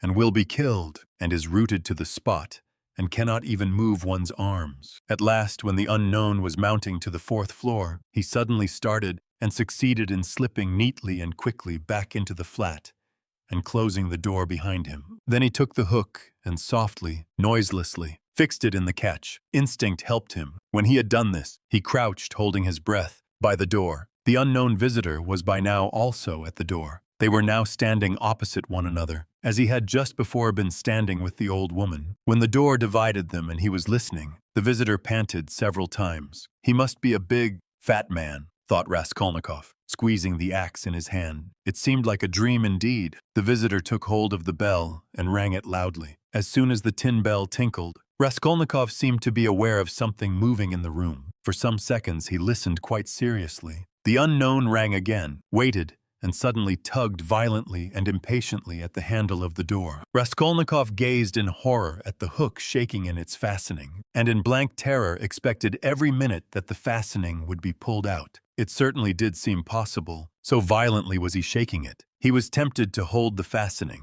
but he might be aware of it. A giddiness came over him again. "I shall fall down," flashed through his mind, but the unknown began to speak, and he recovered himself at once. "What's up? Are they asleep or murdered? Damn them!" he bawled in a thick voice. "Hey, Alyona Ivanovna, old witch, Lizaveta Ivanovna. Hey, my beauty, open the door. Oh, damn them! Are they asleep or what?" And again, enraged, he tugged with all his might a dozen times at the bell. He must certainly be a man of authority and an intimate acquaintance. At this moment, light, hurried steps were heard not far off. On the stairs, someone else was approaching. Raskolnikov had not heard them at first. "You don't say there's no one at home," the newcomer cried in a cheerful, ringing voice, addressing the first visitor, who still went on pulling the bell. "Good evening. Coke. From his voice, he must be quite young, thought Raskolnikov. Who the devil can tell? I've almost broken the lock, answered Coke. But how do you come to know me? Why, the day before yesterday, I beat you 3 times running at billiards at Gambrinus's. Oh, so they are not at home. That's queer. It's awfully stupid, though. Where could the old woman have gone? I've come on business. Yes, and I have business with her, too. Well, what can we do? Go back, I suppose. I am. And I was hoping to get some money, cried the young man. We must give it up. Of course. But what did she fix this time for? The old witch fixed the time for me to come herself. It's out of my way. And where the devil she can have got to, I can't make out. She sits here from year's end to year's end. The old hag. Her legs are bad, and yet here all of a sudden she is out for a walk. Hadn't we better ask the porter? What? Where she's gone and when she'll be back? Damn it all. We might ask, but you know she never does go anywhere. And he once more tugged at the door handle. Damn it all. There's nothing to be done. We must go. Stay, cried the young man suddenly. Do you see how the door shakes if you pull it? Well, that shows it's not locked, but fastened with the hook. Do you hear how the hook clanks? Well, why? Don't you see? That proves that one of them is at home. If they were all out, they would have locked the door from the outside with the key and not with the hook from inside.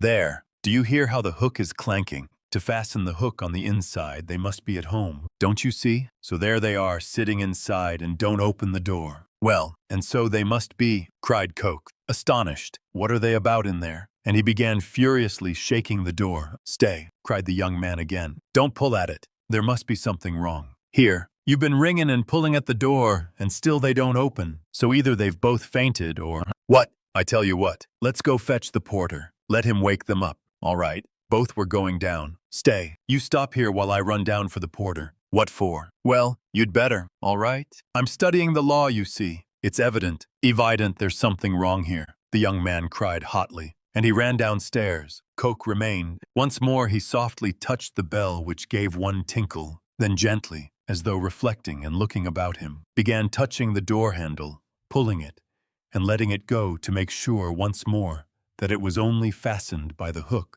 Then puffing and panting, he bent down and began looking at the keyhole. But the key was in the lock on the inside, and so nothing could be seen. Raskolnikov stood keeping tight hold of the axe. He was in a sort of delirium. He was even making ready to fight when they should come in. While they were knocking and talking together, the idea several times occurred to him to end it all at once and shout to them through the door. Now and then he was tempted to swear at them, to jeer at them, while they could not open the door. Only make haste, was the thought that flashed through his mind. But what the devil is he about? Time was passing. 1 minute, and another no one came. Coke began to be restless. What the devil? He cried suddenly and in impatience, deserting his sentry duty. He, too, went down, hurrying and thumping with his heavy boots on the stairs. The steps died away. Good heavens, what am I to do? Raskolnikov unfastened the hook, opened the door. There was no sound. Abruptly, without any thought at all, he went out, closing the door as thoroughly as he could, and went downstairs. He had gone down 3 flights,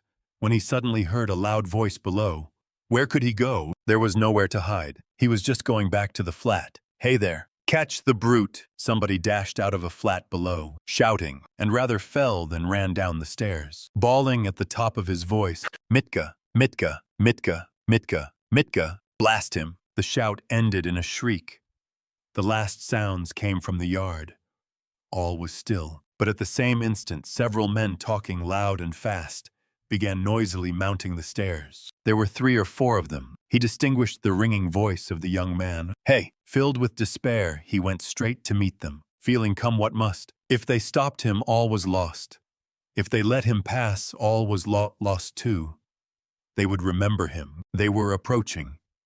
They were only a flight from him, and suddenly deliverance. A few steps from him on the right, there was an empty flat with the door wide open. The flat on the 2nd floor where the painters had been at work, and which, as though for his benefit, they had just left. It was they, no doubt, who had just run down, shouting. The floor had only just been painted. In the middle of the room stood a pail and a broken pot with paint and brushes. In one instant, he had whisked in at the open door and hidden behind the wall, and only in the nick of time. They had already reached the landing. Then they turned and went on up to the 4th floor, talking loudly. He waited. went out on tiptoe and ran down the stairs. No one was on the stairs, nor in the gateway. He passed quickly through the gateway and turned to the left in the street. He knew perfectly well that at that moment they were at the flat, that they were greatly astonished at finding it unlocked, as the door had just been fastened, that by now they were looking at the bodies, that before another minute had passed, they would guess and completely realize that the murderer had just been there and had succeeded in hiding somewhere, slipping by them and escaping. They would guess, most likely, that he had been in the empty flat while they were going upstairs, and meanwhile he dared not quicken his pace much, though the next turn-in was still nearly 100 yards away. Should he slip through some gateway and wait somewhere in an unknown street? No, hopeless. Should he fling away the axe? Should he take a cab? Hopeless, hopeless. At last he reached the turning. He turned down it more dead than alive. Here he was halfway to safety, and he understood it. It was less risky because there was a great crowd of people, and he was lost in it, like a grain of sand. But all he had suffered had so weakened him that he could scarcely move. Perspiration ran down him in drops. His neck was all wet. My word, he has been going it, someone shouted at him when he came out on the canal bank. He was only dimly conscious of himself now, and the farther he went, the worse it was. He remembered, however, that on coming out onto the canal bank, he was alarmed at finding few people there, and so being more conspicuous, and he had thought of turning back, though he was almost falling from fatigue. He went a long way round, so as to get home from quite a different direction. He was not fully conscious when he passed through the gateway of his house. He was already on the staircase before he recollected the axe, and yet he had a very grave problem before him, to put it back, and to escape observation as far as possible in doing so. He was, of course, incapable of reflecting that it might perhaps be far better not to restore the axe at all, but to drop it later on in somebody's yard. But it all happened fortunately. The door of the porter's room was closed, but not locked, so that it seemed most likely that the porter was at home. But he had so completely lost all power of reflection that he walked straight to the door and opened it. If the porter had asked him, "What do you want?" he would perhaps have simply handed him the axe. But again, the porter was not at home, and he succeeded in putting the axe back under the bench, and even covering it with the chunk of wood as before. He met no one, not a soul, afterwards on the way to his room. The landlady's door was shut. When he was in his room, he flung himself on the sofa just as he was. He did not sleep, but sank into blank forgetfulness. If anyone had come into his room then, he would have jumped up at once and screamed. Scraps and shreds of thoughts were simply swarming in his brain, but he could not catch at one. He could not rest on one. In spite of all his efforts,